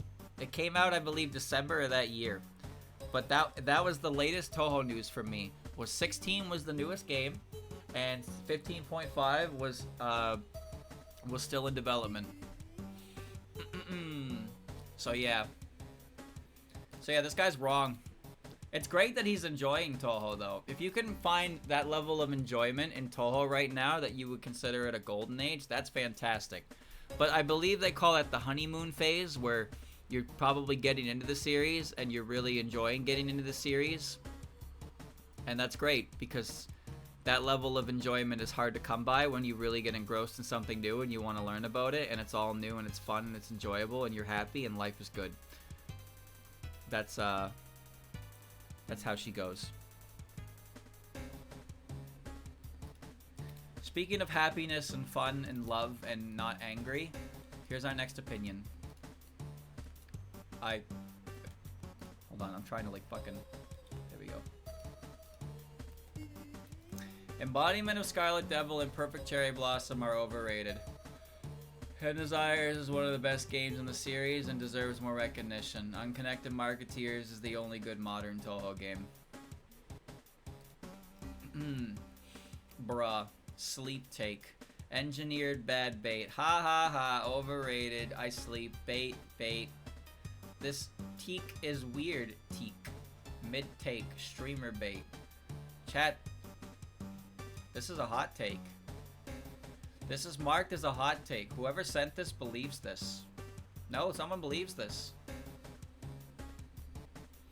Scarlet Devil, EoSD, and PCB are overrated. Okay? Ten Desires is one of the best games in the series. It deserves more recognition. Oh, trust me, it's recognized. It's recognized, alright. Unconnected Marketeers is the only good modern Touhou game. I wonder what he defines as modern Touhou game, because that game That game came out, what, 4 years ago now? Is that modern anymore? The whole world has changed in 4 years. I don't know about that one. Old game bad, new game good. Old thing bad, new thing good. But 10 Desires came out in 2011, didn't it? 10 Desires was 2011. This guy loves 10 Desires. That would explain a lot about this. The fact that this guy says that 10 Desires is good, and then you read the rest of his opinion, it all kind of makes sense, doesn't it? Alright. Bang. There is no shame in playing easy mode. Chad, I'm just going to skip ahead on this one and just say that there's a very large amount of insecurity that people feel when picking easy mode. But, like, who cares? The games are hard. You gotta learn them somehow. If you play easy mode, you can learn how to play the game. That's not a problem. This is literally not a problem. Whatever. Who cares? It's really backwards to me, because it's this idea that, like, you're playing easy mode specifically because you're new to the game and you don't know how it works, so you want to learn it. So that's why people use practice stages. That's why people do tutorial stages. It's like skipping the tutorial of a game because you don't need a tutorial. You're a real gamer. Like, oh, I didn't know how to play the game, so I played the tutorial, so it taught me. Bro, you used the tutorial? What the fuck? Real gamers bash their head against a wall and try to figure out how every mechanic works without explanation. That's why they had to build tutorials into the game instead of making there an actual tutorial mode. Now the tutorials are baked straight into the game because they know people are fucking like this. Hard-headed dumbasses. That kind of thing. But there's a level of insecurity here that people have. But this boils to other things as well. So here's a parallel to learning a hobby with and the way it was explained to me in a video was the idea that growing up and with schooling systems, there was this idea that you had to be right. You know, you feared failure. Only the correct answers mattered. Failure was not an option. You got it, you did it good. You didn't fail. There was no learning to improve. You either did it or you didn't. And that kind of thing has it's followed us throughout our lives because we spend so much of our developmental ages in school. So that's why it's hard to learn things, because you just assume that anything you're not inherently good at right away is a failure of a venture. And you fear failure, so why do something that you know you fail when you could not, because it's painful. And the world has taught you that failure is bad and you should never fail. But this is the kind of thing that comes back around to this as well. Playing on easy mode is designed to be an experience that makes it easier to get into the game for people. But there's this stigma that people put on themselves, like, oh, if I play on easy mode, it's like admitting that I am bad. It's admitting that I am fool. I can't do it. I am failure. I have to play on the higher difficulty and beat my head against the wall until eventually it starts to show cracks in it. Use the tools that are given to you. That's all you gotta do. Burnt out gifted kid. That sounds about right. I was never a gifted kid. I was a lazy piece of shit. But that's a common one I see on the internet. Where, oh, look at that gifted kid living up to his potential. Am I right, boys? Ha ha ha ha. So obviously, playing video games versus living your life is a bit of a parallel, of course. But I think the general idea and mindset is what causes problems with people. Is where they, like I said, like there is no shame in playing easy mode. There is no shame. But I think the problem is that people assume that others care a lot about how they choose to play their single player games, when in actuality you're just kind of creating a person in your mind who's going to shame you for this, and you end up shaming yourself for doing it. Like, oh, I can't play easy mode, that's baby. It's like telling yourself you can't do something because you'll fail, but nobody fucking cares because everybody has their own shit to deal with. That's how that works. Nobody cares. Like, again, to use art as a comparison. Like, you draw something, it doesn't turn out well, you fail. Who cares? Nobody actually fucking cares. Like, that's not okay. That sounds bad when I say it like that, but you get what I mean when I say that, I hope. When I say that people don't care. People have their own shit to worry about. So like if you draw a picture and it doesn't turn out well and you think it sucks, like nobody actually cares. Nobody's gonna look at that and be like, you fucking failure, you piece of shit, you should eat dirt. You should eat dirt and retire and never draw again. Like nobody cares. Nobody cares. You'll get a glance. Maybe you'll get a side eye from someone scrolling by it if you decide to actually post it, and then they will not care. They will move on. Even when you draw good art and you draw the fucking most beautiful piece of art ever, you'll have somebody who will look for 3 seconds and be like, oh, neat, and then they will fucking scroll by anyway. You will get the same attention span whether or not you can draw a straight line or you can draw the Mona Lisa. Some people will give the same amount of attention. People don't care. People don't care about the failures. But the thing is, when you're looking at people online, you only see them posting the stuff that is complete. You don't see all the work that goes into it. You don't see their failures. They only post their successes. So, yeah. So that kind of mentality kind of stops a lot of us from doing things we want to do because we assume that if we don't instantly connect and get them, that we're never going to be able to figure them out. And because we're older now, we don't have as much time to put into it, so we can't catch up. And so on and so forth. Basically, we're really good at convincing ourselves that we're doomed to fail from the start, so it's easier to not even bother trying. I wonder how we even fucking survive as a species sometimes, with how often it feels like our brains tell us to not do anything. Maybe it's just because we're too used to comfort. I think we're too used to our modern day comforts that breaking it by doing difficult things is, we're conditioned to avoid it.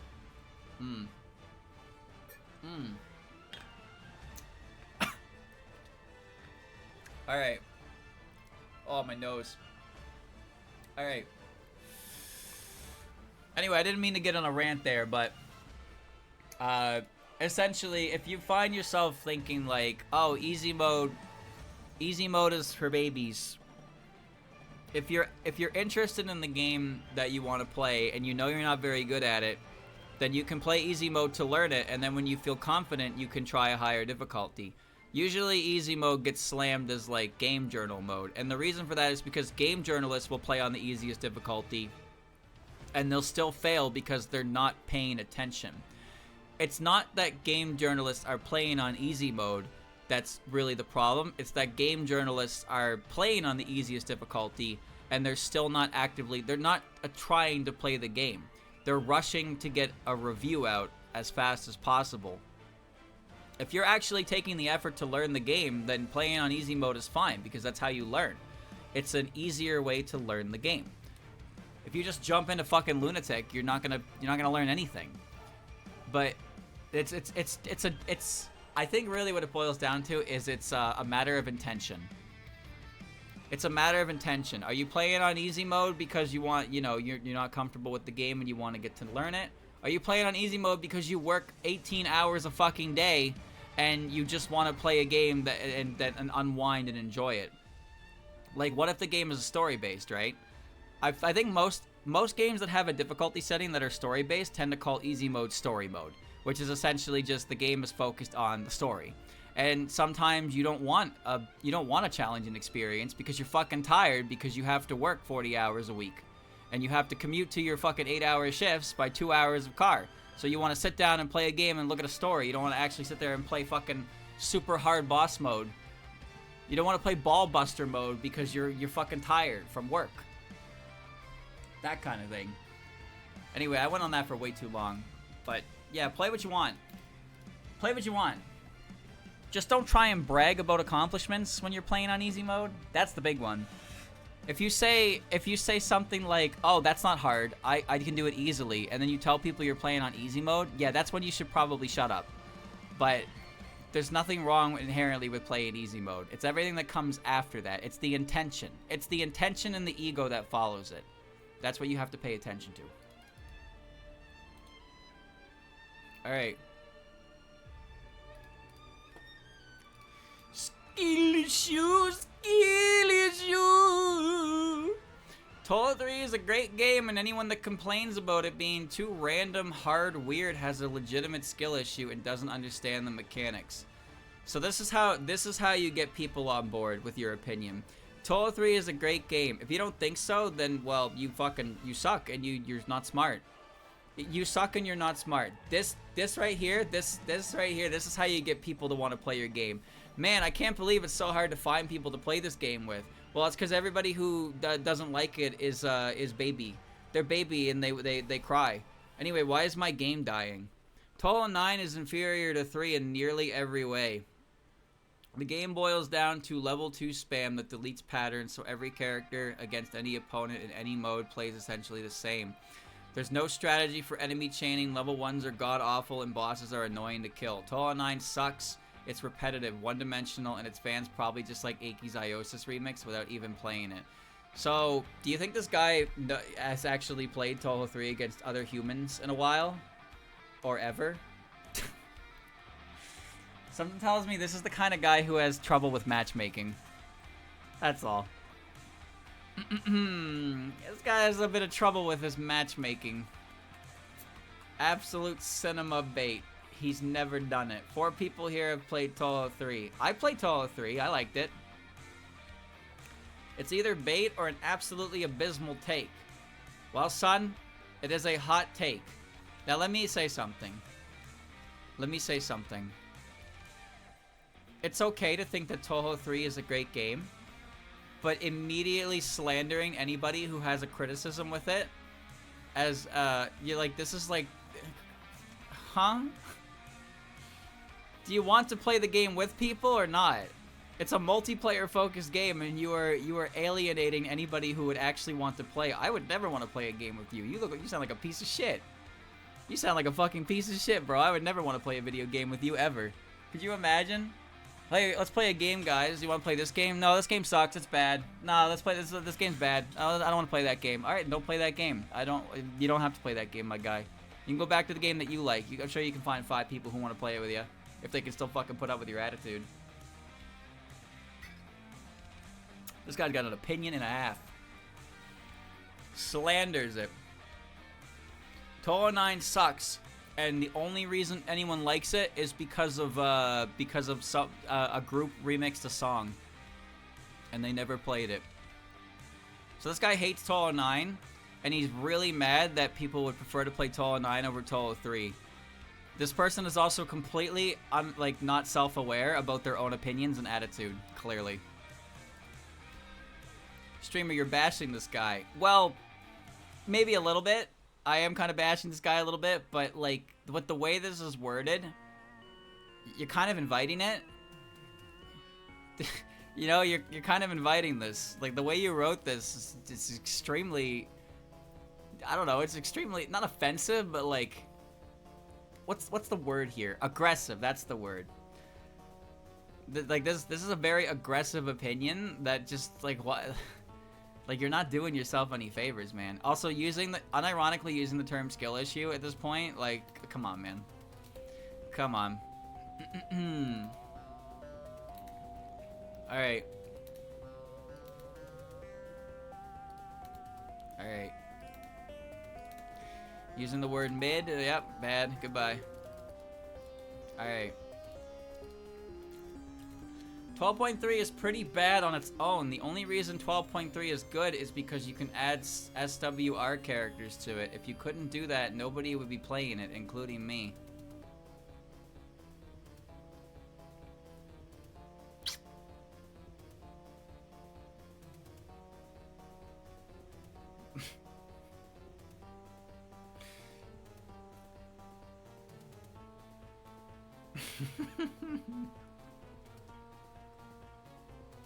I ain't saying nothing. I'm giggling.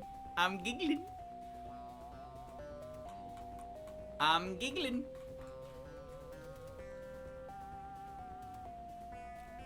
Chat, that's a hot take.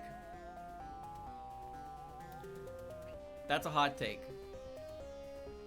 12.3 is pretty bad on its own. The only reason 12.3 is good is because you can add Scarlet Weather Rhapsody characters to it. So, does anybody else know that 12.3 was made as an add-on to 10.5? Does he know? Does he know it's an expansion on the game? I'm not the only one who knows that, right? If you couldn't do that, nobody would be playing it. So Sanai, Suako, Utsu, Chirno, and Meiling. Those are the 5 characters that were added in the in Hiso Tensoku expansion. So if you if you couldn't do that, nobody would be playing it. So you mean that if 12.3 was a standalone game with 5 characters, nobody would be playing it? Is that what you mean? If 12.3 was a standalone game with 5 playable characters, nobody would be playing it. I think this guy might be onto something. 10.5 sucks because most of the characters are reused from 7.5. You know 10.5 has 5 new characters? That's Komachi, Reisen, Iku, Tenshi, and Aya. They were added to 10.5. 10.5 has a different system, though, the weather system, which is it makes it very different from 7.5 actually. Smash Fighter Pass 1 would be a shit standalone game.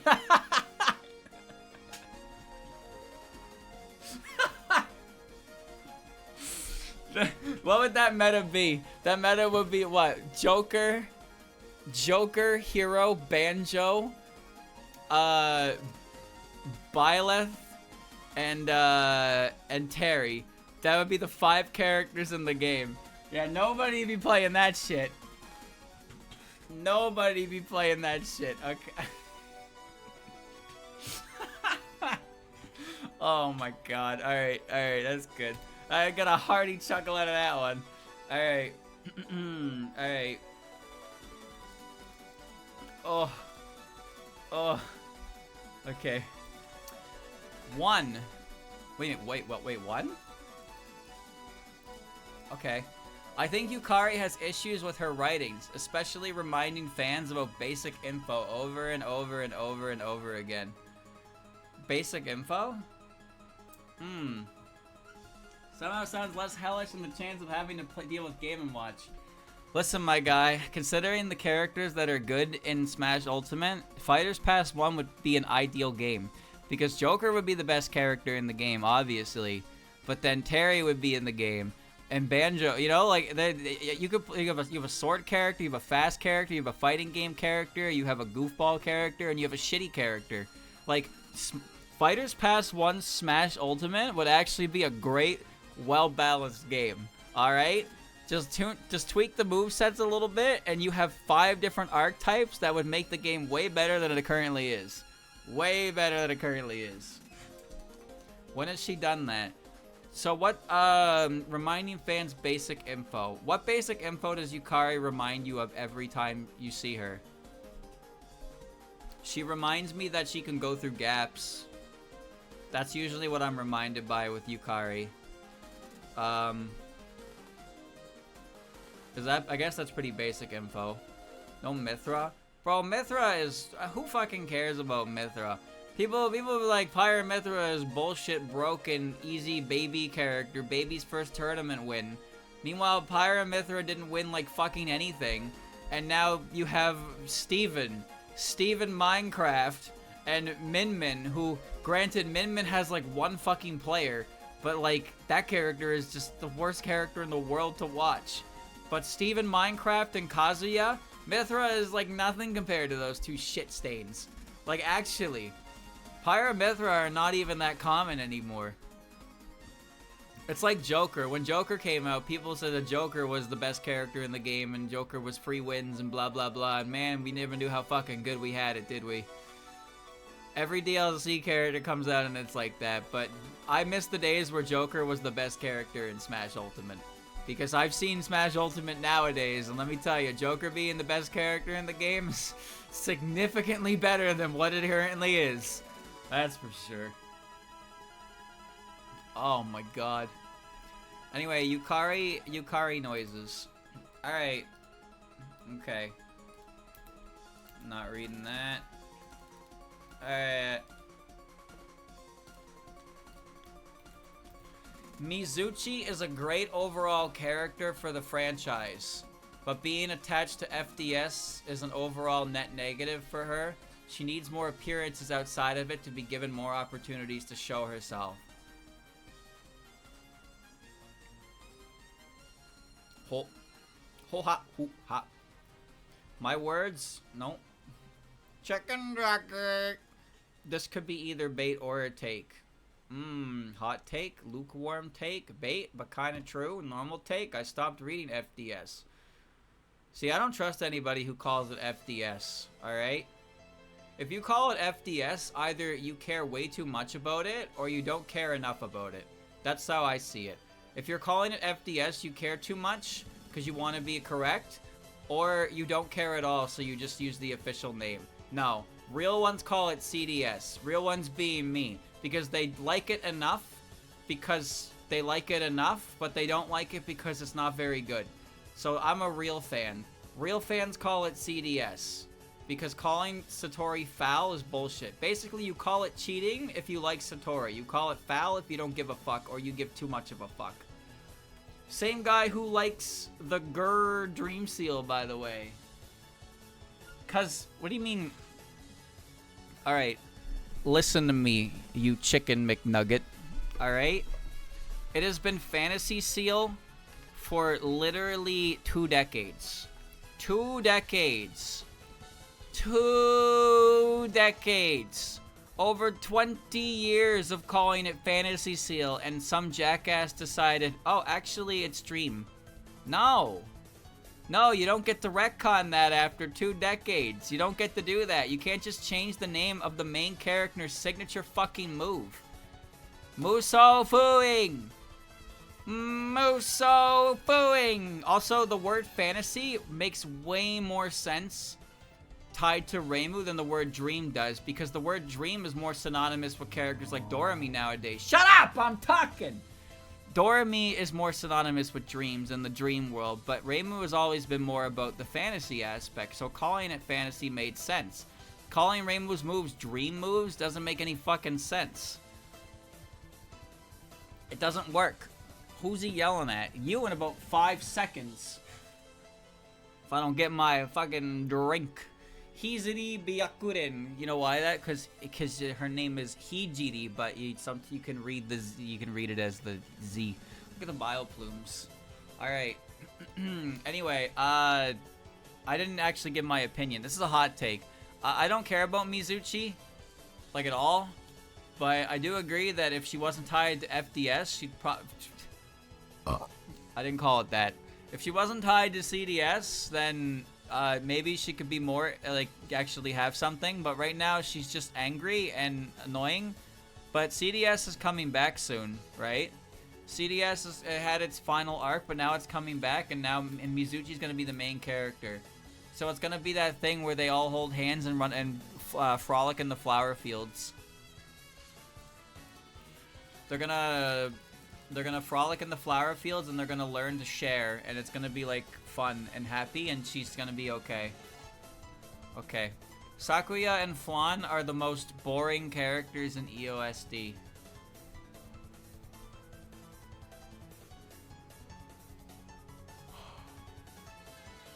Bait. Bait. Bait. Mailing take. You think Mailing wrote this? Mailing loves those two. Boring bait. Bait. Bait. She can stop time. How can you say that? Bait. They didn't elaborate, so this could go either way. Chat, that's a hot take. That's a hot take. So what is it about Sakuya that's boring? Probably her personality, because it's so accommodating to Remy. Maybe. Flan, on the other hand, I don't know how you could call Flan a boring character when she's like 15 different characters all put into one character. Just, you know. Dude only played EoSD and nothing else. Dude didn't play any fucking game. Any game. Also, calling Sakuya and Flan the most boring in a game where Daiose and Kwakama only exist as a sprite and a name is kind of insane. That's kind of a fucking insane thing to say, just saying. Like, I'm not even trying to throw shade at those two, but like, you can't say that characters with actual characterization are more boring than characters that aren't characters.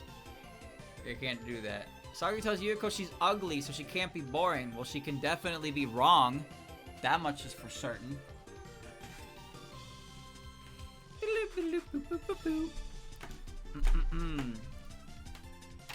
Wow, wow, wow, wow, wow.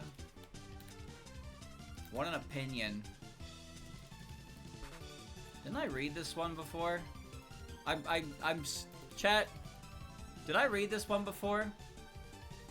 Hisso Tensoku's roster would have been better if they stuck to the plan to add characters like Wriggle and Rumia. I'm so confident that I read this exact comment, like, hours ago. I definitely talked about this subject at some point. So I guess we can just skip ahead of that. Anyway, that's a hot take, but I already mentioned what you know. Alright. Most of what happened to Moko and her backstory was pretty much her fault. IDK why people blame Kaguya for it. Even Moko herself does. What?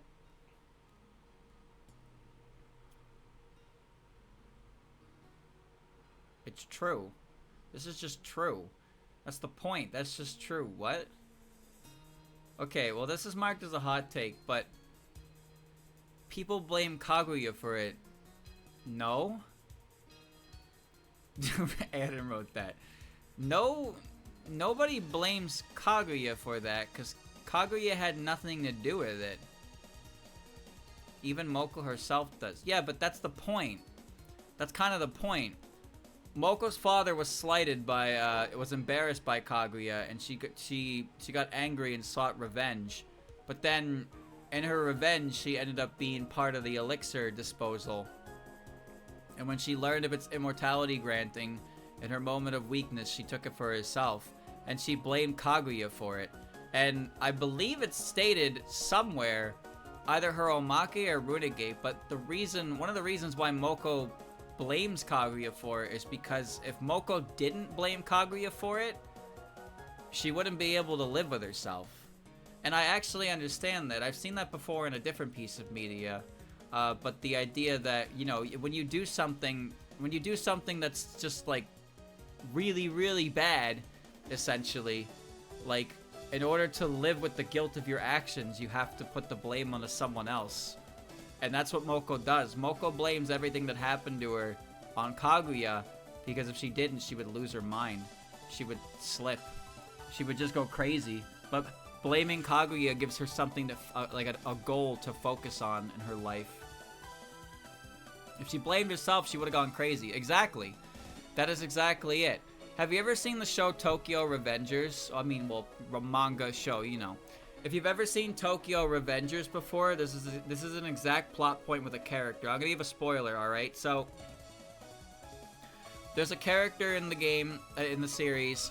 He's buddies with Mikey, and he wants to get Mikey a present. He wants to get him a cool bike as a birthday present. So he breaks in to a bike shop to steal a bike, and he gets caught, and he whacks the bike shop's owner, and he ends up killing him by accident. And it turns out the bike shop owner was Mikey's older brother. So he whacked Mikey's older brother, killed his older brother, and to deal with the grief of that, he blamed Mikey. He blamed Mikey for it. He was like, it's Mikey's fault that this happened. And it's just a bunch of, like, obviously, like, not good logic towards it, but it was basically him coping because he fucking whacked somebody so important to his friend, but then, like, he couldn't live with that. So the only way he could live with it, and even then, just barely hanging on from a sanity standpoint, was by putting the blame for his actions on someone else. So, and that's basically what Moko does. So that's what Moko does. Moko's actions are the fault of her own, but she puts the blame on Kaguya because if she didn't, she would snap. So this take is not really a take. People don't blame Kaguya for it. Nobody blames Kaguya for it. It's literally Moko's backstory that she blames Kaguya for it, because if she didn't, she wouldn't be able to live with herself. Alright.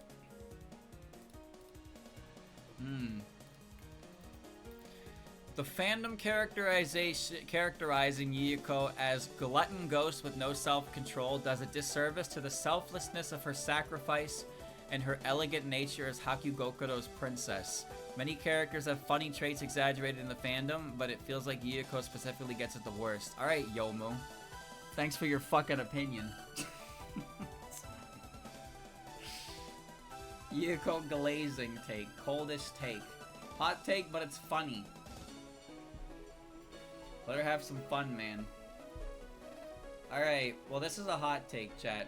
Now, I will agree that Yuko's exaggeration in the fandom is her appetite. I don't agree that Yuko specifically gets it the worst, because characters like Mei-ling and Komachi exist. Every character in the series has fandom that highlights a particular trope for comedic purposes and rides with it for comedy-based stories. However, some characters get it worse than others because these comedic stories are the only time you ever fucking see them. Yuko is a character who gets to appear in many types of genres, including some good genres, or good dramas. But Mei-ling is a character you more often than not see getting punched or stabbed by Sakuya, which is just like, why? So the Yuko does not get the worst of it. Yuko doesn't even get remotely the worst of it. There are so many other characters who only show up as these one-off trope gags that just eat shit. Yuko gets to be in so much more stuff. She's cool like that. Hanzai. You're wrong. You're wrong. Bang. Clown Piece is the best written fairy. Who wrote that? Chad, did you write that? You think that's the best written fairy? Hikatia take. Hot take, hot take, hot take, hot take. Clown take. Hot take, false. Hot take. Well, that's a hot take. You're right, that is a hot take. Is Clown Piece the best written fairy? Well, what does she have to compare with? Really? I think as far as writing goes, she's fine. But that's because she gets to be in Sengetsusei, right? She gets to be in Sengetsusei, but Sunny, Luna, and Star have a lot more writing to them. Sunny, Luna, and Star are the window into fairy lives in general. So I would argue that Three Fairies of Light are the best written fairies. Simply for the reason that they are representative of pretty much all fairy life in Gensokyo. Which is great. But Clown Piece is part of that as well. Clown Piece is part of that, and her writing is good. Best written, debatable. But well written, yes, I would agree. Alright. Okay. Touhou 6 isn't actually that good, it's just the one everybody's played.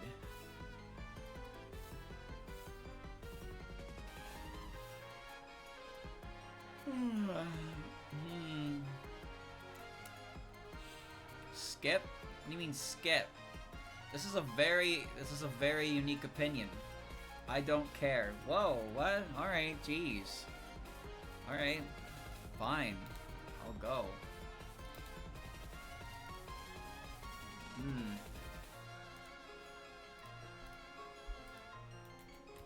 Touhou games are available on Steam, Switch, PlayStation, Moria Shrine, or other pirate sites. And in some cases, you can even get it on Android phone, etc., etc. They are more easy to obtain than ever. Whim, you can't play the games. Whim, you can't play the games. Did you write this one, Sam, man? That seems like your kind of lingo. This you? This you, buddy? Is that you writing them acronyms? You like them acronyms. Worm. No, that's a dragon. I'm pointing fingers, but I mean, you're the only one who ever be talking in these acronyms, you know? And I capitalize my sentences. You know what? That's true. This isn't even capitalized. It's kind of fucked up. It's kind of fucked up. Anyway, chat, this is a hot take. So, to answer this guy's question about what do you mean you can't play the games, they don't mean they literally can't play the game. They mean that they're not very good at the game and they don't have the time nor want to put in the time to get good at the games. That's what they mean by they can't play the games. It's that they tried to play them or they looked at them and they were like, nah, that I don't want to mess with that. That's not me. That's fine. I will never play a game of Warcraft. I will never play a game of World of Warcraft. I will never play League of Legends. I have never played these games. I will never play these games. I can't play these games. I cannot do it. I would literally die if I tried to play these games. These genres don't work for me. They don't.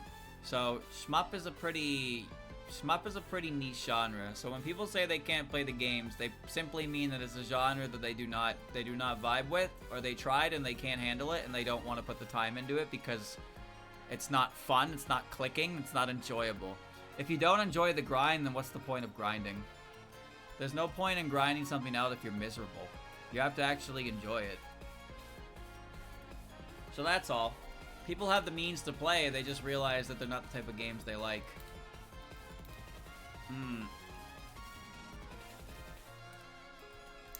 The universal hate for Violet Detector is way too severe for the actual issues it has.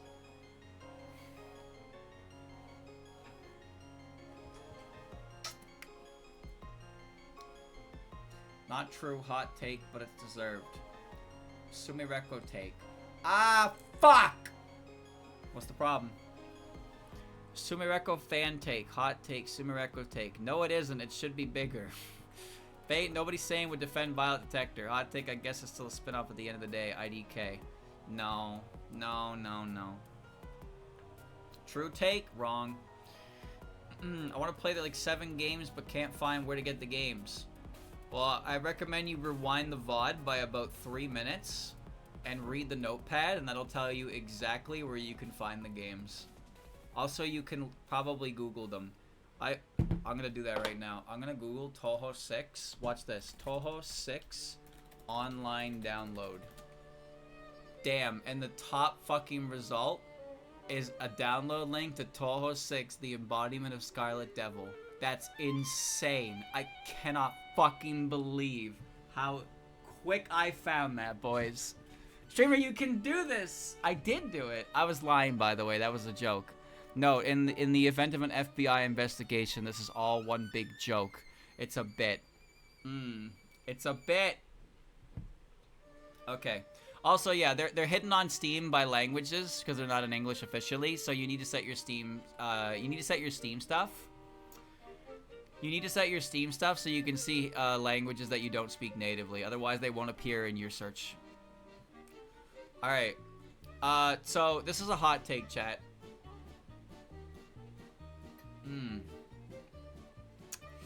The universal hate for Violet Detector is way too severe for the actual issues it has. No. Violet Detector is it's a fucking skid mark on an otherwise great trilogy of spin-off type games. Shoot the Bullet is a great idea for a spin-off game. Double Spoiler is the same game, but more. Impossible Spell Card takes the formula, changes it up to make it puzzly, and also makes shooting a requirement naturally. So it is spell cards not taking pictures, but you take pictures for damage. But it's the same scene-based format, which is great. A lot of times to retry, tough patterns, but you get cool items. You also get new spell cards for existing characters. That was one of the best parts of those games, was you got new spell cards for characters that existed. So Satori only had one spell card that was her own until Double Spoiler, which gave her 3 more, where she got Brain Fingerprint. Well, okay, actually 2 more, sorry. She got Camera Shy Rose and Brain Fingerprint. Oh, goodbye, Marissa. But she had Vague Recollection of Kinkakuji. which is similar to how her SA stuff operates, but she did get new spell cards, which is cool, and that's what we like. We like the new spell cards. So what did Violet Detector give us? Violet Detector took the system from Impossible Spell Card, but only kept a couple items, aka Sumireko shoots and has a camera. The patterns that appear in the game are pretty much just straight up from the games they're from. There's not really any unique spell cards. The final mechanic in the game is the pair-up feature, but those spell cards are terrible because they're just one aspect of a pattern, but they're paired up with another, and then when you kill one boss, they turn into fucking stupid. And the teleport mechanic. The teleport mechanic, oh, this music, ooh. The teleport mechanic is the most cruelly designed mechanic I've ever seen in any Touhou game ever, and I have no idea why it's done that way. And before you say, streamer, it's not that bad, you're missing the fucking point. There have been plenty of Touhou games where the additional feature and gimmick is tied to the C key. There is literally another button specifically for it. But for some reason, Violet Detector made it so you teleport by double tapping the control stick when you're in focus, which causes so many accidental teleports that it's not even funny. And before you say skilly shoe, because I know you love the skilly shoe word, why is the teleport not just tied to the C key? I don't understand why it's not just tied to the C key so you can use it as an effect. That just makes sense. The C key has been a thing you can click since like fucking 10 Desires with the trance gauge. Whenever there's an additional gimmick, like season release, literally the last game that came out, 16, had the season release gimmick, which was exactly that. You press the C key to do a season release. Why is the teleport? Isn't the teleport also in ISC and you click the C key to do that too? Don't you use the item that Seija has with the C key, and one of those is the teleporter? So the teleport being tied to the C key was in the last game. So the game has needlessly clunky controls, and it has boring, uninspired patterns. And I know how it sounds when I say uninspired patterns, but they are. Because the entire back half of the game is, like I said, it's just character, pattern, put with character, pattern, and they all use the same pattern, but who they're paired with differs. But when you kill one of them, one of the pattern just turns into stupid nonsense, but the stupid nonsense stays the same no matter what. So sometimes the combination is just ass. It's just straight up ass. So no, the universal hate for Violet Detector is not too severe for the actual issues it has. It's a terrible game that spits on everything that its predecessors were building up to. The previous 3 games in that series of photo games were good games. They were good games. Violet Detector is not a good game. And it has so many baffling decisions and just frankly creatively bankrupt decisions that you have to wonder why there's no fucking battle pass in it. That's how fucking bad that game is. That game was designed by somebody that wasn't Zun. At least that's what I assume.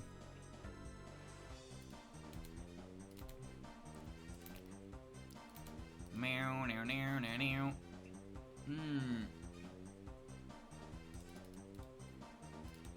Boom.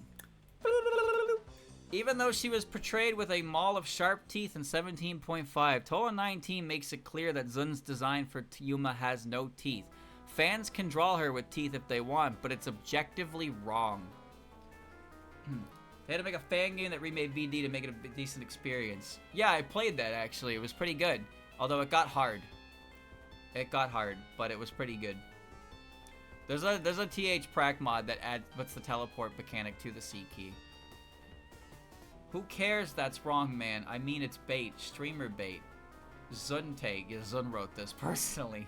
Personally found this. Wrote it in English. Pretty sure Yuma has teeth. Keep talking and you're not gonna have any teeth, buddy. This is bait chat. You've been baited. You lose. You lose! You lose. Now you must forfeit all of your teeth. Please put your teeth in the bowl and send it to my P.O. box. And then I will put it under my pillow and collect many quarters from the Tooth Fairy. That's my plan. That's right. That's my plan. Now, there's been a couple instances in canon where the design was not Tsun's idea. The main one obviously being Patchouli. where Patchouli's design was not intended to have stripes and so on. But Zun's Yuma design is a funny one. That's a funny one. Because it was established, and it was really popular, and it was a defining characteristic, and then Zun was just like, no, this is not there. Kind of stubborn on his part, for no real reason. I don't know why he went along with that. Like, he definitely saw how popular she was, and then he was just like, yeah, no, fuck you, I get what I want. Like, damn, man. Can't just roll with the punches? Alright. Cherno is actually the strongest of all fairies, no memes. 3 Fairies of Light show that Clownpiece is much weaker without Junko's refinement, putting her closer to Cherno's level. Even when they're both empowered, pure Clownpiece lost to the protagonist in the end. Whereas Summer Cherno stood before an absolute secret Kami. Don't call her a secret Kami, you fucking weeb. And held her own, and then Doyu Cherno challenged her to a rematch and ended up winning under the spell card rules. She definitely has the power to defeat most yokai if she wanted to.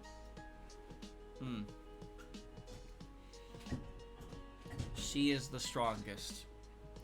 Now, Dai wrote this. Yeah. Chad, that's a hot take. Let me say this. Clownpiece has been mentioned to be very strong. But I will say I don't like when characters are said to be strong without actually explaining it. But Hikatia says that she's strong, not as in strong as a fairy, but strong as in a denizen of hell. So, Hikatia believes that Clownpiece is quite strong. And I believe that the refinement wasn't so much increasing her power level as it just made her untouchable by Lunarians. But you are right that Cherno did defeat Okina. Canonically, yes. Based on my own opinions and research, Cherno's extra stage in 16 did happen, which means that Cherno did beat Okina in a spell card battle.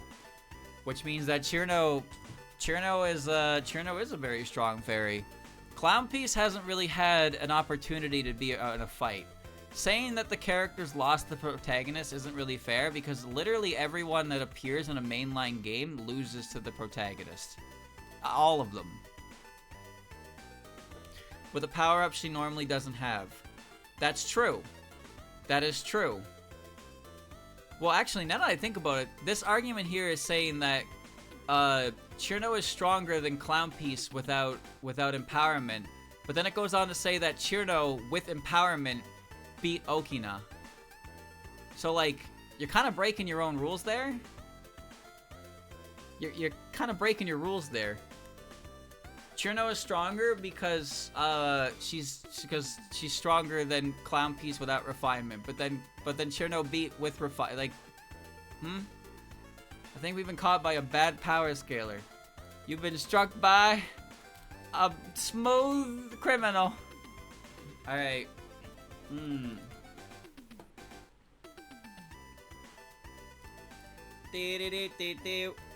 If Touhou 13 could bring Yoko back for Stage 1, it should have also brought back one of the Myoda and Temple characters from Touhou 12 for Stage 2, since it takes place there. Well, Kyoko is there. This would have allowed Sho to make another appearance, and Kyoko might not have become a character, both of which would have significantly improved community's opinion of the game. Did you write that one, Val? You're the only person I know who actually has vitriol towards the little fucking dog who sweeps the grounds. Bro. Where is he? I know he wrote that one. That had to be him. There's the Brinstar Des. Ow, what, why, what? Jeez, this guy hates dogs. I'm not here. Please try again later. Okay, I'll ask again later. Well, chat. Are you mad? You're not mad, right? You're not mad about that. Surely not. Seems like you're more sad about it than anything. I'm mad. No. Bait. I mean, this makes no sense. Why would Sho appear and remove Kyoko? You're asking me, dude? I'm just reading them. Anyway, that's bait, chat. That's bait. Ooh, wee, wee, wee, wee, wee. That's bait. This is not believed. You poor fools. Caught. Got them. They're mad. They're angry. They're throwing hands. They're throwing hairs. They're throwing up. I'm throwing up. Alright.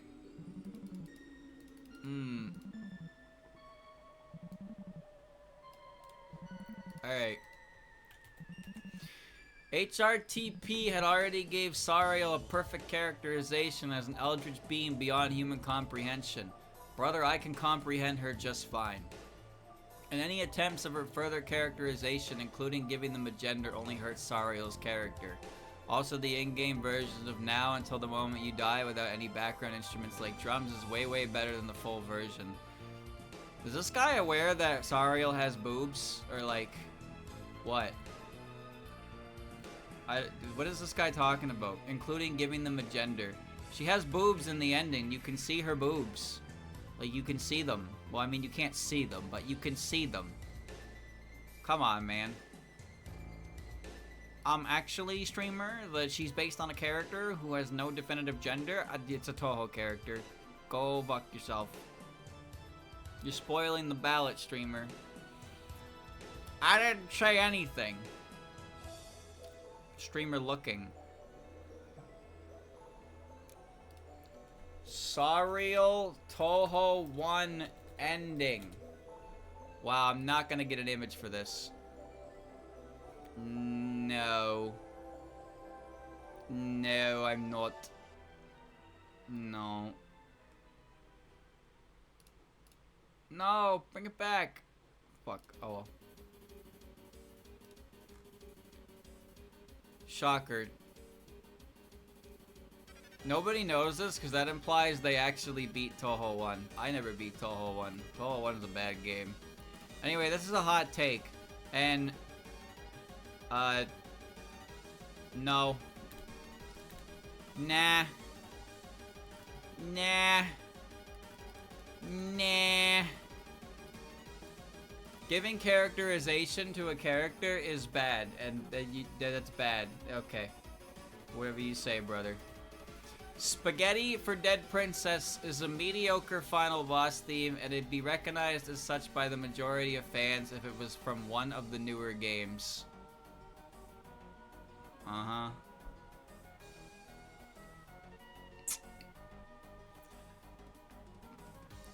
Remy take. Bait. Bad bait. EoSD bad. Okay. It sure is, man. It sure is. I'm glad I've been reminded how bad EoSD is every time I do these streams on Saturday. I would never be able to come to that opinion myself, so I'm glad that everybody else can have it for me. Bad bait. No, that's a hot take.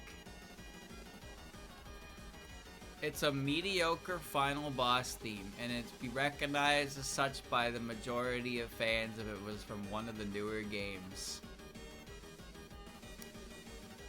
Damn. If you rip the nostalgia away from it, it won't be as well received. I don't mean to break it to this guy, but there's a lot of things in this world that are only considered good because of nostalgia. That's just how that works. You can't escape it. You think Ocarina of Time is the best game ever made? Brother, you played it when you were 8. It was the first Nintendo 64 game you played when you were 8 years old. It's not the best game ever made. It's the best game ever made for your for developmental years. Therefore, you recognize it as the greatest game ever made. No. No, no, no, no. The EoSD bad crowd is so pretentious. It is surprising how when people say EoSD bad, they really have come off as like this attitude where they're looking down their nose at you. Like they're an enlightened species of human for seeing.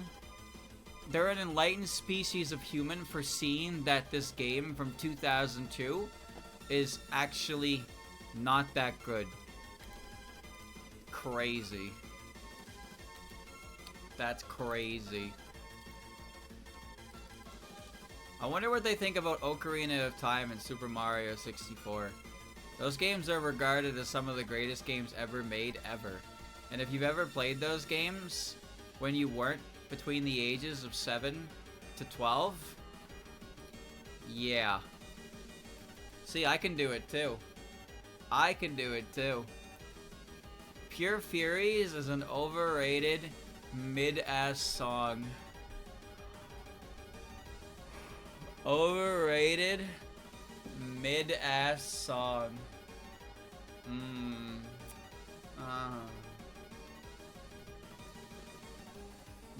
Mid-ass. Streamer take. What do you mean streamer take? I don't think Pure Furies is overrated mid-ass.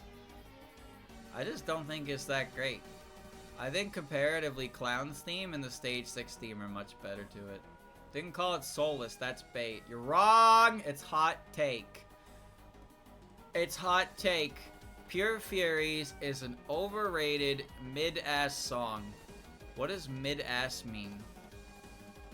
I know overrated means that it's popular and I don't like it. What does mid-ass mean? Does anybody speak Zoomer? Can somebody tell me? Hold on, doesn't streamer hate this song?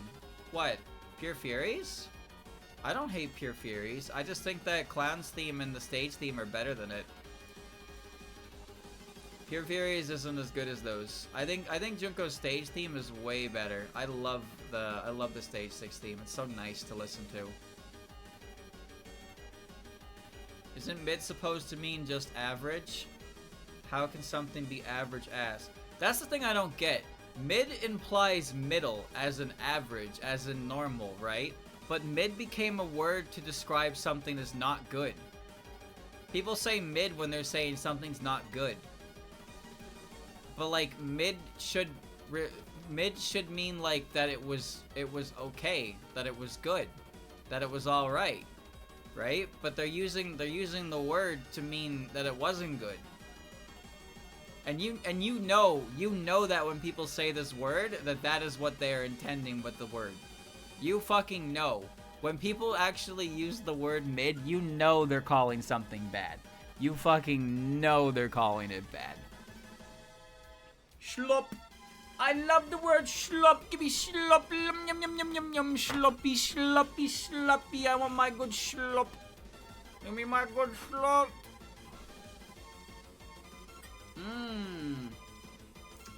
Consume your slop, streamer. Okay. Okay.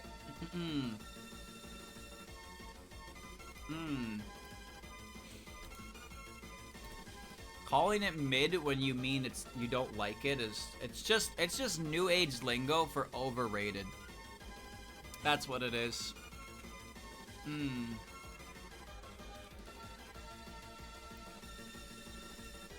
Bum bum bum. There is not a single good track in Udalg and Fu. Okay. Bad bait. Bad bait. Bait, bait, bait, bait, bait, bait.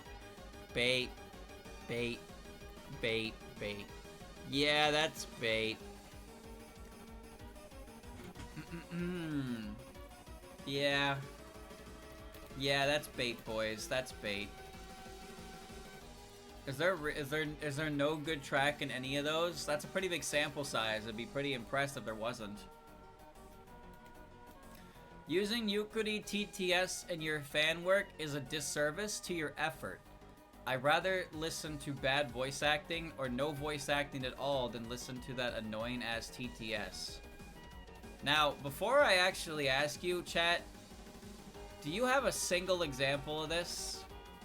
I don't know of a single game that does this. Does anyone outside Japan do that? No. Yukuri TTS is a common thing for like Japanese videos where they have Yukuri narrate stuff. Obviously there's Unknown X, but they said voice acting. So I would assume voice acting means it would be like an actual work and not just like a fucking YouTube video, right?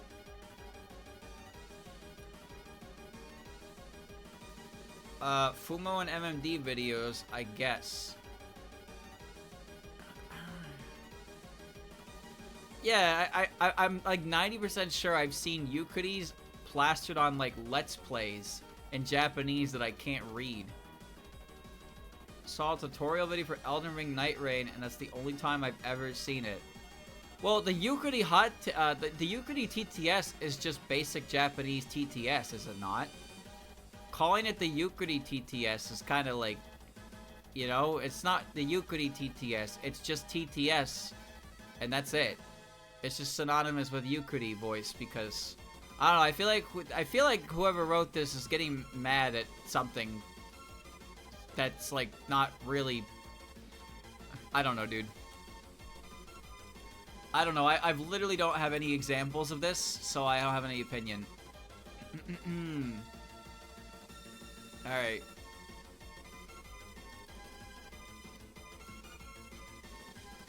Oh boy. Oh boy. Zun is right about AI, and artists are literally too stupid to understand that they can benefit from such a tool as well. Gen AI is the real slop. Know the difference. Gen AI was the only fun one when it was new. That was the fun one. That was when you could put Donkey Kong on trial for his war crimes. Can we skip, man? What, you don't like talking about AI? You don't like shloop? You don't like shloop? You don't want to talk about AI shloop? Ba-dum-bum. Chat, that's a hot take. That's a hot take. Yeah. AI is asking someone else to do your art. It's that simple. Yeah. Well, remember, AI also means things like CPUs in video games, right? But obviously, when you talk about AI and you pull that card, you're being pretty disingenuous. But AI as a tool to help people is great in theory, but that's the problem, is that everything's great in theory. Saying AI is a tool that can help artists is like saying world hunger would end if we just fed everyone. Like, yeah, it sure would end if we just fed everyone, wouldn't it? So what's actually gonna happen? People are gonna turn it into the Gooner market. Look, AI is not a very fun topic because some people are very opinionated on it, and then some people are really annoying about it, but my general opinion of AI is that it's more of a disappointment than anything because of the way it's used is kind of sad. That's really all I have to say about that. I don't think AI stuff looks particularly good, and it kind of, I don't really enjoy it. I don't like looking at it. I don't enjoy. People often see Yukari as the manipulator against Sokyo, but be real, people like Akio and Kane are also as complicit. Without them, humanity would already found a way to break out from the barrier. What?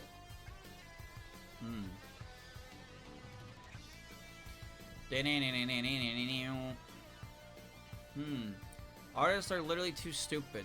That kind of gives me the idea of it's somebody who doesn't draw, but they really, really, truly believe that AI is the future for them. Someone who has no actual, like, foot in that door, but they know what's best for you because they're smarter than you. That kind of thing. Anyway, I don't know what this means. Yeah, this is a hot take, chat. I don't know what this means. Yukari is the manipulator of Gensokyo. But Akio and Kane are complicit. Well, yes, they are. Because Kane is about teaching history, and Akio does her role of... Like, that's kind of Akio's entire point to Forbidden Scrollery, was with that she... Like, when she talks to Kozuzu, she tries to drill it into her that humans are supposed to fear yokai. That's the natural order of things. Like, did you read Forbidden Scrollery? Who's people? People who didn't read Forbidden Scrollery, I guess. Huh? The humans in the village that are responsible, like the whatever. Who cares? Ultimately, the rules of Gensokyo that say that humans have to be afraid of yokai is fucking ignored when it wants to be ignored anyway. Nobody cares. I'd rather be friends with Rumiya than fear her. Come on, like, that's just, who cares? Who cares? Alright, that's EoSD bad. We're gonna skip that one. I literally had this... Okay. I literally had this, like, word for word about 30 minutes ago. The fighting games handle character development better than the actual mainline games. So, I don't need to explain this because we already talked about it. Yes. Let me explain the reasons why.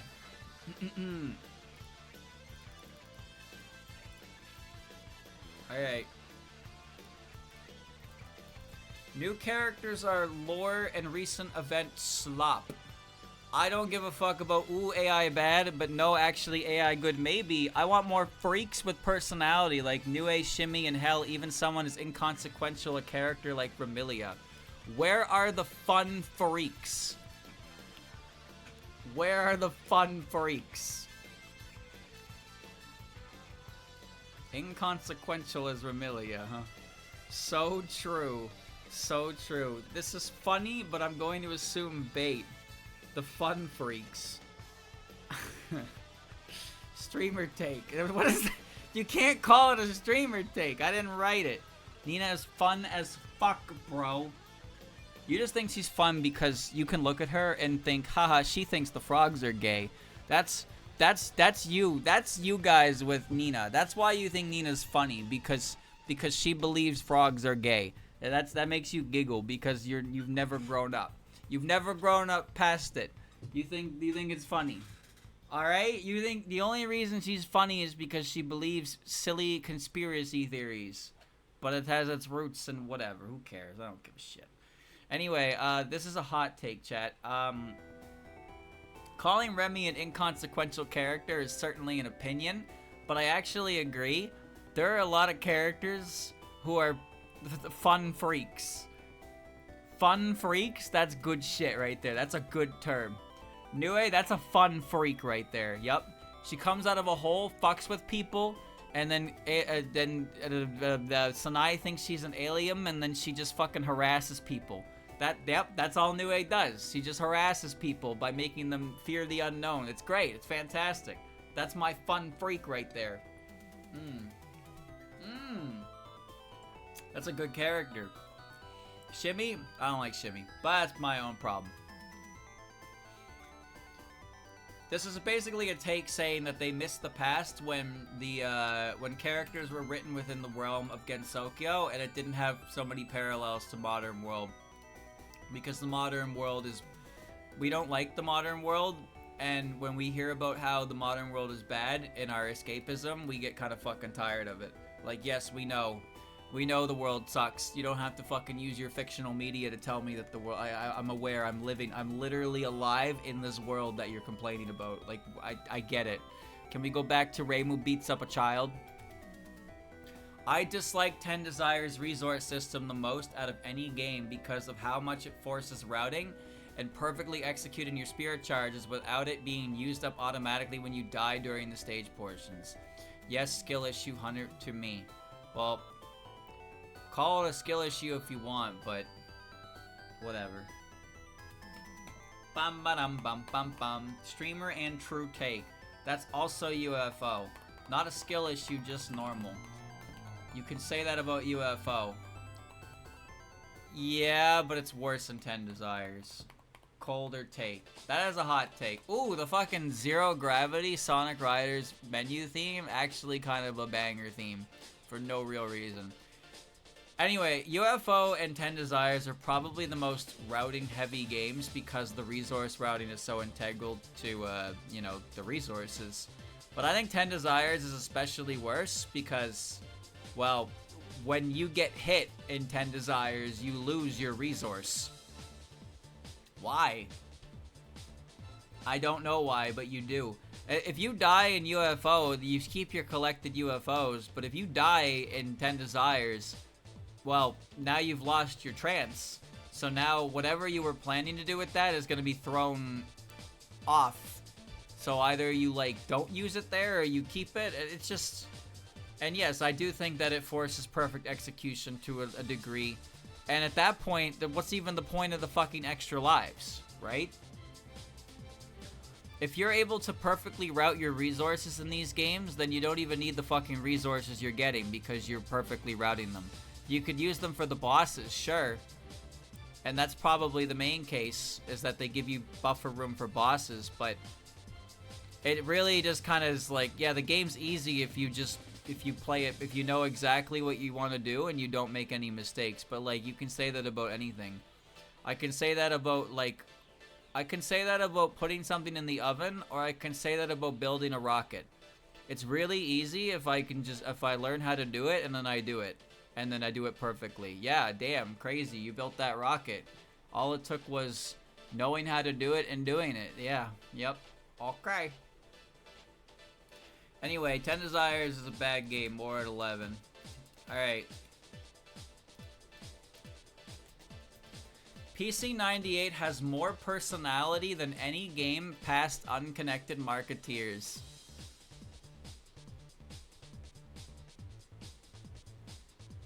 Chat?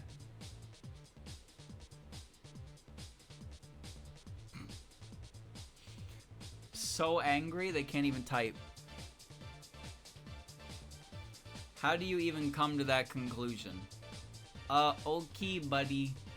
Glent take? That's like 2 games. That's 5 games versus 3 games. I've got nothing. Boomer take. Can't even be nostalgia. Glorop. Glent. Glorop. Boing, boing, boing. That's a hot take, chat. So let's just dissect this for a little bit. PC98 has more personality than any game past Unconnected Marketeers. There's no character in Touhou 1 that has any personality at all. The majority of Touhou 2's cast is one-off bosses that fuck off. One of them is a bunch of rocks. Touhou 3 has a couple characters with some dialogue, I'll give you that. Yumemi and Chiari are pretty good. Chiari, not Chiari. Lotus Land has basically just Yuka. And, you know, Marissa, Reimu, Mima. And then Touhou 5, which has Alice. And, to a lesser extent, Shinki, but still a pretty decent extent. But the rest of the characters from Mystic Square aren't that really that memorable. That's about it. Mystic Square got goofy enemies. So calling them more personality, I think what this person's trying to say is that the PC98 characters, it's not that they have more character, it's that they're more, I guess, they're more memorable. They have more, they're just more interesting. That's kind of what they're saying. They're saying they're more interesting, they're more memorable. I don't really agree with that because I think a lot of PC98 characters are unfortunately just forgettable because they're just made as one-off bosses and they don't have anything else. But I do agree to an extent that some of the characters past, well, I don't care about them. And, well, neither do other people. That's all. I wouldn't say it's a lack of personality per se. I'd say it's more of a lack of an interesting personality or likability. I mean, like, the top 5 of the bottom of the fucking Touhou popularity poll is these newer characters, right? Though I guess the highest of these newest characters is still nowhere near the upper echelon. Man, why would you make this fucking boss fight in this game? Rock Maiden 3 is just... Why would they do that? There's no reason for it, bro. They should not have made this but this is a terrible boss. Alright. Wait, this person could be spitting after all. Well, see, even though they were the lowest ranking Windows characters, they were still higher than most of the PC98 characters. Some people really like the PC-98 characters for one reason or another, but I think one of the biggest reasons why people like these characters is because they are so bare bones that they can put their own personalities onto them. But also, new thing bad. But also, like I said, some of the newer Touhou characters, just they aren't they don't do a lot for people. Granted, some of them are from 17. Eika and Urumi are very low, and they've been around since 2018. They're pretty old at this point, but they're not popular. Misamaru, Sanyo, and Takane are all pretty low as well. Ubami is extremely low. Oh my god, what happened to poor Ubami? I don't know. I think 18 holds the highest concentration of low popularity. Though 16's Nemono is down there as well. Ubame is comically low. It's actually hard not to laugh about it. It's actually hard not to laugh about it because that character like you would think that character with the new game debut hype being so recent would do something. But no, it's like that episode of SpongeBob where Squidward comes out on stage and then SpongeBob comes out afterwards and cleans up and everyone's like, yeah, this guy's not bad. Yeah. And then they clap for him and then Squidward like sticks his hand out the curtain and there's just nothing. And he sticks SpongeBob hand and it's just full clap emoji. See, I think it's funny because I think Ubami's greatest chance at any popularity was right then and there, but the people who see that she didn't get popular would say that she didn't have enough time to cook, quote unquote. They would blame the recency for her lack of popularity, completely ignoring that the only chance she had at being relevant was in that window, that grace period of her being brand new. You know what new toy syndrome is? It's when a new thing comes out and everybody wants to touch the sparkly, and then when a new thing comes out, or they get bored of it because nothing, you know, they go back to their old things. That's just how that goes. I don't want to play with you anymore. It's a Toy Story classic.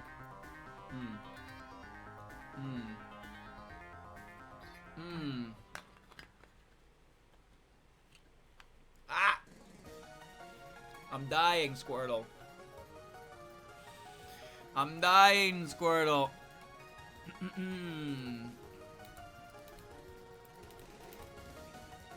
Alright.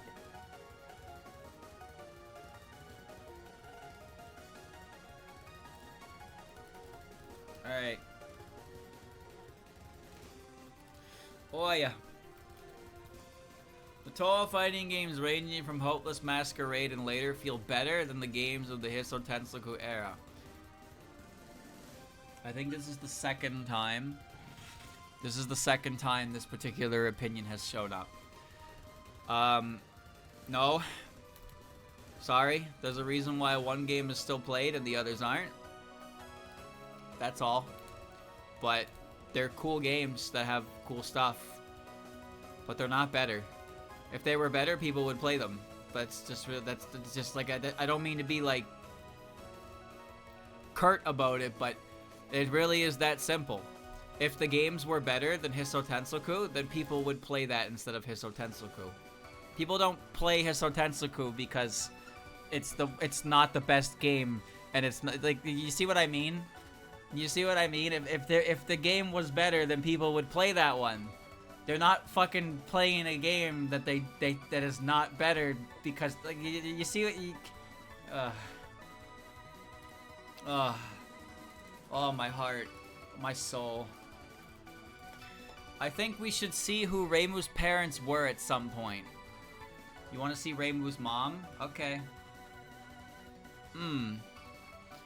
Can I see Reimu's mom?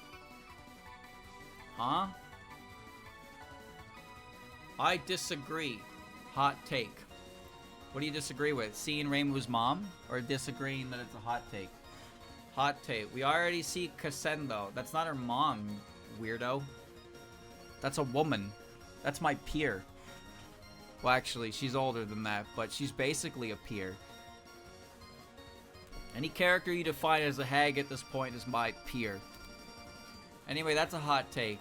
I don't think Reimu's parents is a necessity, but more information on the Hakurei Shrine stuff would be neat. We did get a little bit in CDS, mind you, but yeah, I don't know if Reimu's home life is really that important. If you're that interested, go watch Osana Reimu. Hong Mailing should be playable character in one of the mainline games. Why? Next.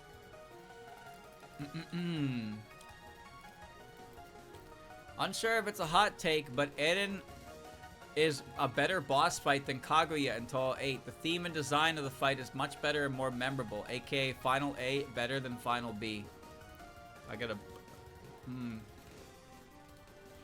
Alright.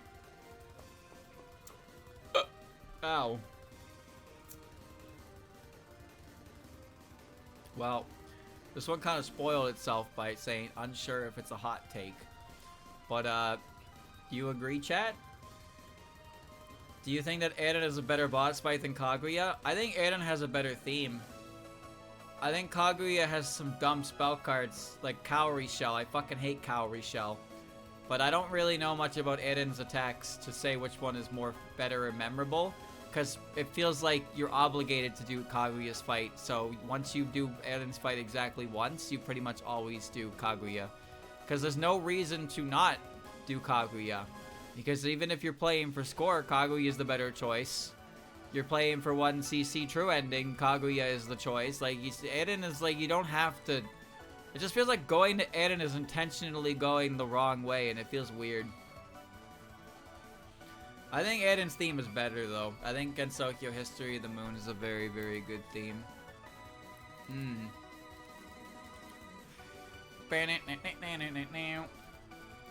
Touhou 6 is actually not the best place to start a newbie on the series. The floor is yours, chat. The floor is yours. And then it's mine. It's my floor. Cold take, true, sure. Cold take, true. Cold take, obvious take. Okay. Okay. Well, that's a hot take, apparently. But no, it's correct. Touhou 6 is not the best place to start because Touhou 6 is missing a lot of features that every other game after it has. However, my issue personally is I have trouble starting series without starting with where it began. And that works against me in this series for sure. Like, if I was to start getting into Touhou, I would have to start from the first game. Like, I would have to. And even if I separated it from Windows, I would have to start with 6, which I did. IN and PCB are way better starting games. Way better starting games. Touhou 6 is very unique in that it's basically another PC98 game with Windows graphics. PCB is when the conventional formula of Windows Touhou formed. That's kind of how that one goes. Touhou 6 is the first one of Windows canon, and unfortunately, it is one of the most important games in the series. Depending on who you ask, it's unfortunate. Because of the characters and the music that appear in it, it's very relevant. So it's worth knowing what goes on in it. But as far as playing the games go, PCB is a much better starting point. That's a much better starting point. Oh my god, it's the Yellow Devil, the Freak Tay. God, that fight was long and sucky. I think that the status quo should change, even if it's just a bit. The characters never change, they never grow or have arcs. And while older characters never get new information or are brought up again, Zune keeps creating new characters for every single game, leaving the older ones with nothing new for they to be more interesting or likable. And while Zune leaves hints about status quo changing, like with Yukari's comments about Marissa finally becoming a yokai during one of the fighting games, it never happens. Everything just remains the same. Well, welcome to Rule 1 of the world.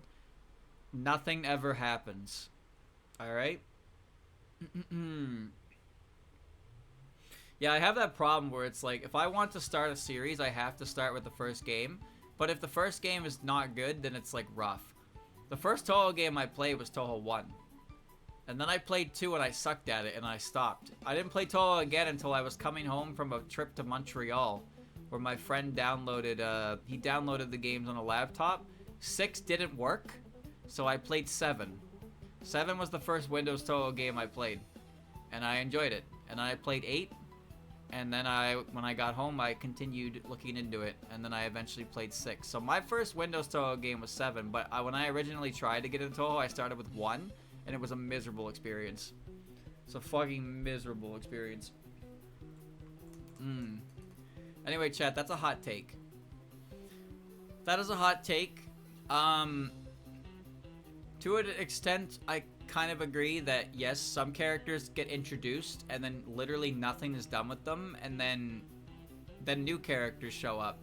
So now we have more characters and there's less information. That said, I like new characters because new characters are cool, and I don't expect like essays on character lore. Sometimes I just need a goofball. Like, Rumi is one of my favorite characters. Sometimes I just need a fucking goofball. I don't need another goddamn power-hungry Gensokyo information war character. I'm fucking sick of those ones. Give me a whole game full of, like, stage 1 bosses. Just give me a bunch of cornballs. But some characters appear and they never get anything, even when they could do something, and then another character shows up, and then that character gets a million hours of screen time, and you don't care because this character is the same as, like, 3 different other characters, because they're all just fucking haughty. They're just haughty know-it-alls, and fun characters take a back seat to the super exciting story of power struggle of Gensokyo. Motherfucker, I would rather read a story of Rumiya eating an apple than read about Gensokyo politics at this point. I think at this point, that's my kind of story right there. 20 pages of Rumiya eating an apple. That's all I need.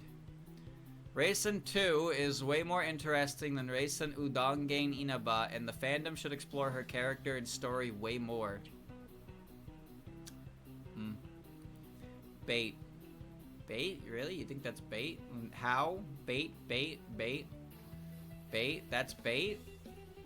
Lunar slop bait. Cap, bait, bait. Chad, that's a hot take. That's a hot take. That's a hot take. Don't get angry. Be calm. Reisen 2 is way more interesting than Reisen, but both of them are deserters.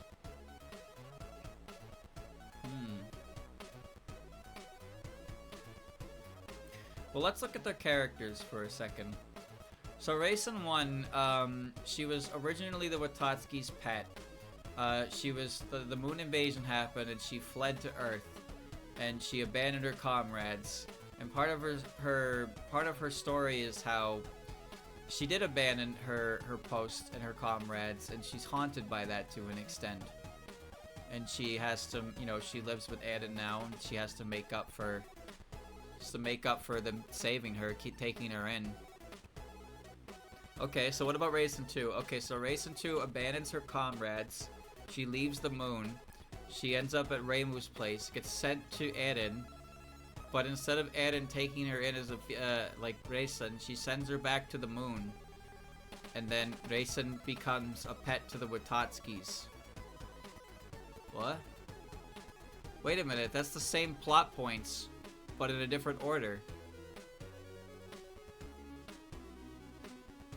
No wonder they're both called Reisen.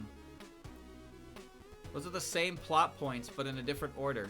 Well, okay, they both jumped ship from the moon, but one of them went back and ended up in the position that the other one was in. What the fuck? Huh. Alright. Anyway, she's more interesting than Reisen. She's so interesting, that's why she has her own name, right? Gotcha. Gotcha. Gotcha.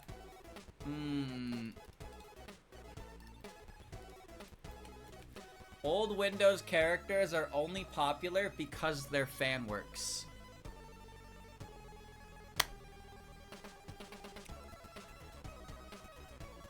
Old bad, new good. We can't.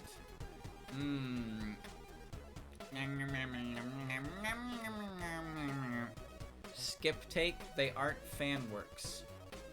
Bait or skip? Daring today are free. Skip take. Bait or skip? It's bait, chat. It's bait. It's bait. No one got baited. No one got baited. How am I supposed to do my job when you guys don't fall for it? Oops. What am I doing? Sorry, I'm like having controller, keyboard shortcut issues.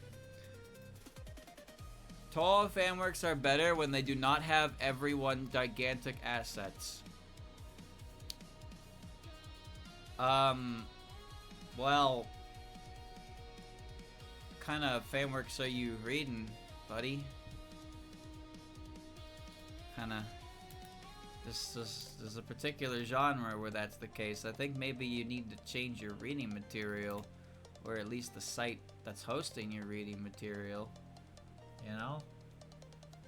Alright, no, that's a hot take. So this guy, I don't know, man. I'm not really sure.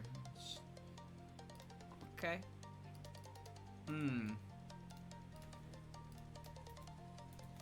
Aria and Zanmu design is not good.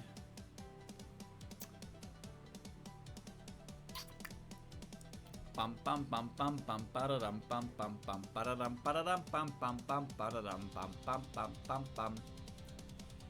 Streamer clone take. Mild take, I kinda disagree. Okay, why? Streamer pleasing take. False but hot take. Zanmu okay, I like Aria design, it's cool. Kinda true take. Well, this is a hot take, chat. Aria's design, I don't really have a problem with it, but if I do understand why somebody would look at that and be like, what the fuck is going on? Zanmu, however, looks like a fucking... She looks like SpongeBob. She looks like SpongeBob when he said he was cool. That's what Zanmu looks like. Zanmu is the epitome of a bad design. She's lame. Not cool. Not cool.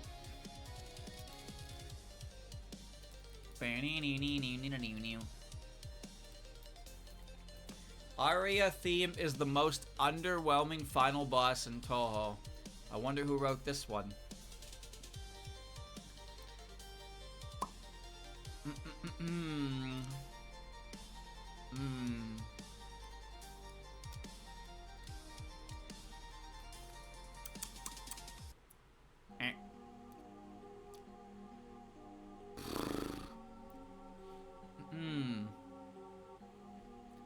Hot take.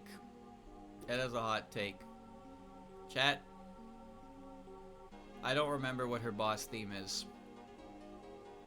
So that's not a good look.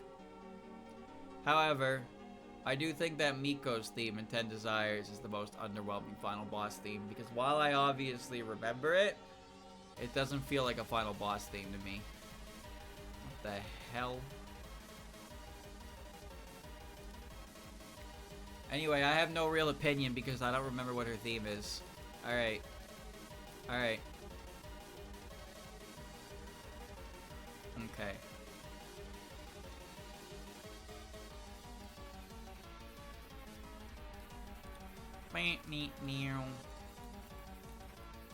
Expanding the character pool and not introducing past characters has done good more than bad. Touhou fans should play the actual game to really get the feel for the characters and story through the dialogue, pattern, background, and overall aura. And that feeling I just can't describe. For example, sure, you could listen to Hijiri's theme, but hearing the heartbeat at the start is just so special. Or like Kaguya when you hear the start of Lunatic Princess with the beautiful spell card, it just hits different. Hot take. Whether you like it or not, Lunarian's theme and actions are good ideas / well-written premise character designs. Good bait.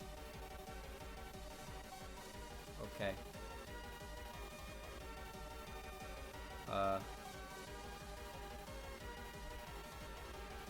Touhou fans should play the actual game to get a feel for the character's story through dialogue, pattern, background, and overall aura.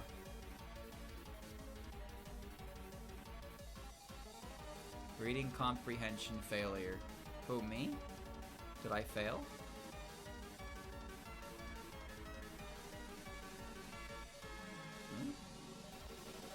So here's the part that gets me. At the start here, it says expanding the character pool and not introducing past characters has done more good than bad. Then their examples is Byakuden from Touhou 12 and Kaguya from Touhou 8. So I guess past characters only stretches as far back as Touhou 6 and 7, which sounds about on par for people who complain about early characters.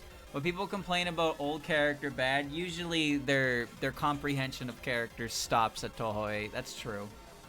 That's pretty true. Anyway, I have no idea how to grade this, so we're just gonna move on. Alright. We're just gonna move on. Move on, next question.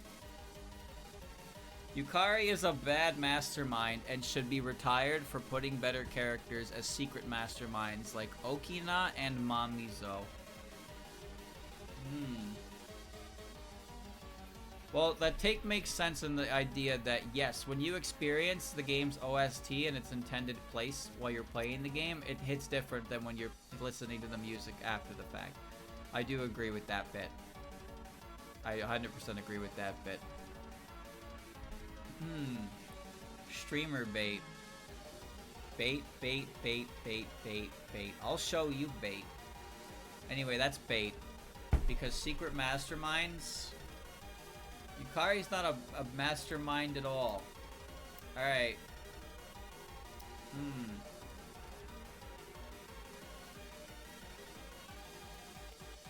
Bang.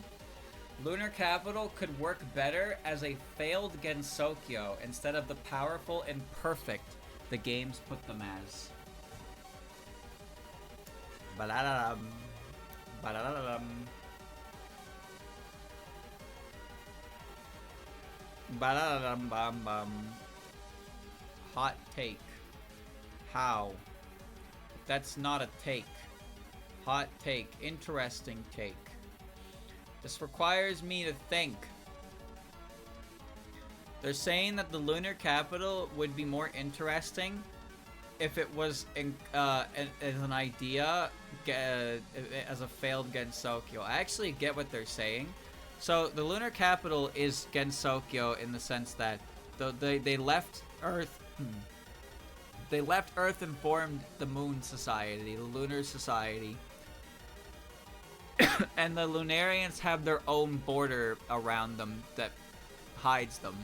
So Lunarians, like Gensokyo, are an encapsulated society. But the idea here is presenting is that the Lunar Capital would be more interesting if it was like Gensokyo, but if Gensokyo failed at what it was attempting to do. And what Gensokyo did was it preserved the yokai, it saved them. But how could it be a failed Gensokyo, right?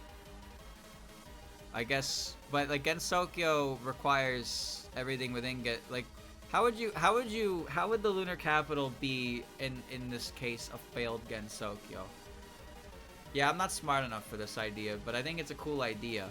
But in order to really establish what a failed Gensokyo is, you need to figure out what it is that Gensokyo does, and then apply the failings of it to how the Lunar Capital could be that. Obviously, you're not looking at parallels. You're trying to redesign the Lunar Capital, but what would make the Lunar Capital a failed Gensokyo in terms of what makes Gensokyo Gensokyo itself? I actually am unsure, but I'm curious. I actually think this take is pretty cool. I have no idea how to really how to think about it. All right. Alright, chat. It's the last one before 10 o'clock. Here you go. Official written works need to either put more focus on the main character on the story, or just be an anthology series. This submission brought to you by a guy who read Lotus Eaters and got progressively more annoyed. There you go.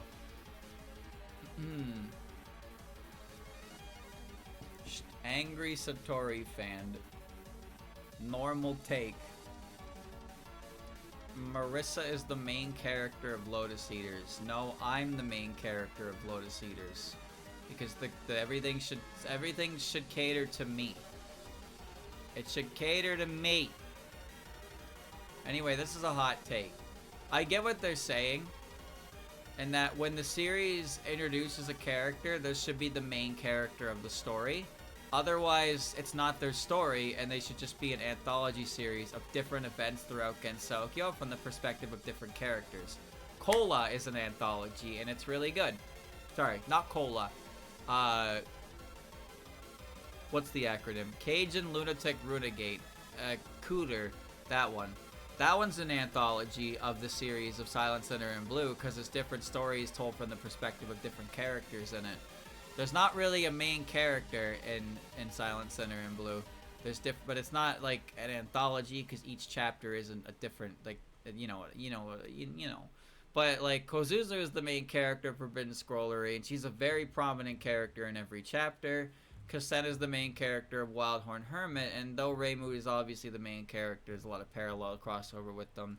The Sengetsu say it's both the fairies, but Lotus Eaters and CDS, you'd assume the main characters are Mioi and Satori, but, well, that's not really the case.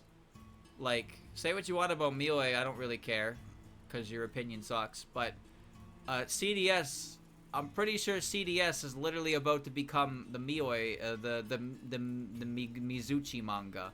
It's still going to be called Cheating Detective Satori, but now the main character is going to be officially Mizuchi. So, there you go. All Mioi opinions are ass.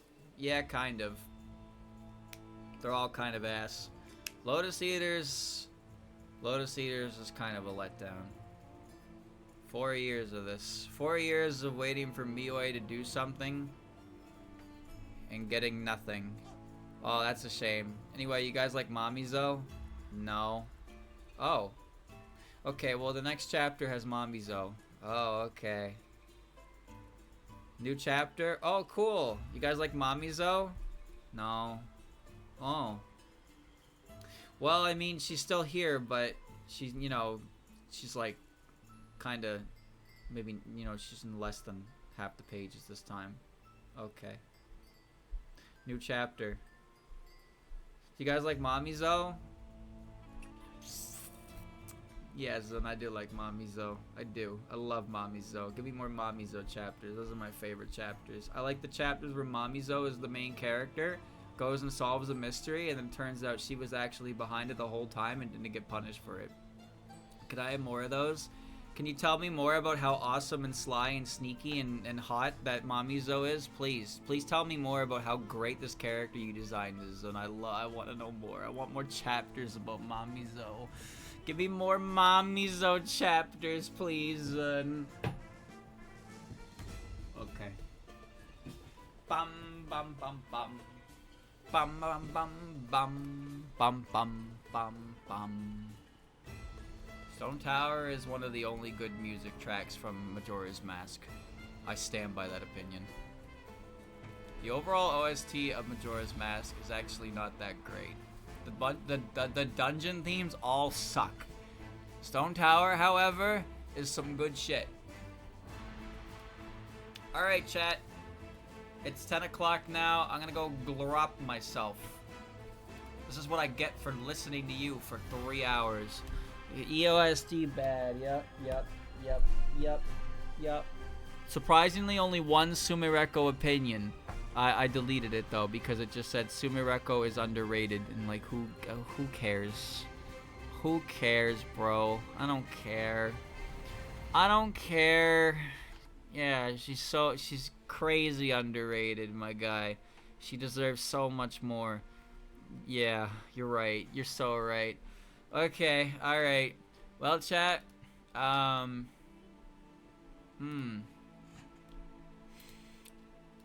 much is left?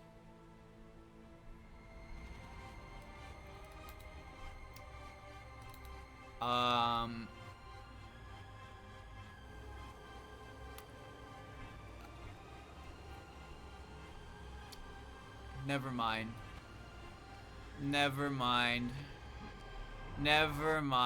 Can you believe that some people are asking me like, oh, is he still taking submissions? Brother, Brother, why would I be taking more submissions? I can't get out of them. I can't get out of them. I can't escape. We are over half done. We're over half done. We are. It's halfway done. Could you imagine if I left submissions open after the first week and people were like, I gotta get in on this. Oh. Alright. Okay. 3 more weeks. Yeah, basically. 3 more weeks. Hope you're ready, chat. But you know what? I'm having a great time. But some of these opinions are so strongly worded that they make you look like an asshole. I like when the opinions are worded in a way that actually creates good discussion. I don't like when the opinions are just insulting people who don't agree with what you're saying, because that just makes you look like a twat, and that's just how I'm gonna treat it. But I like that. I like some of these opinions. I actually really fond of that failed Gensokyo one, as I have no idea how it would work, but I've never heard that before, and I thought that made my brain attempt to make it work. You know, it tried to make the cog turn. Anyway, EoSD sucks. Good night. I'll see you next week with more.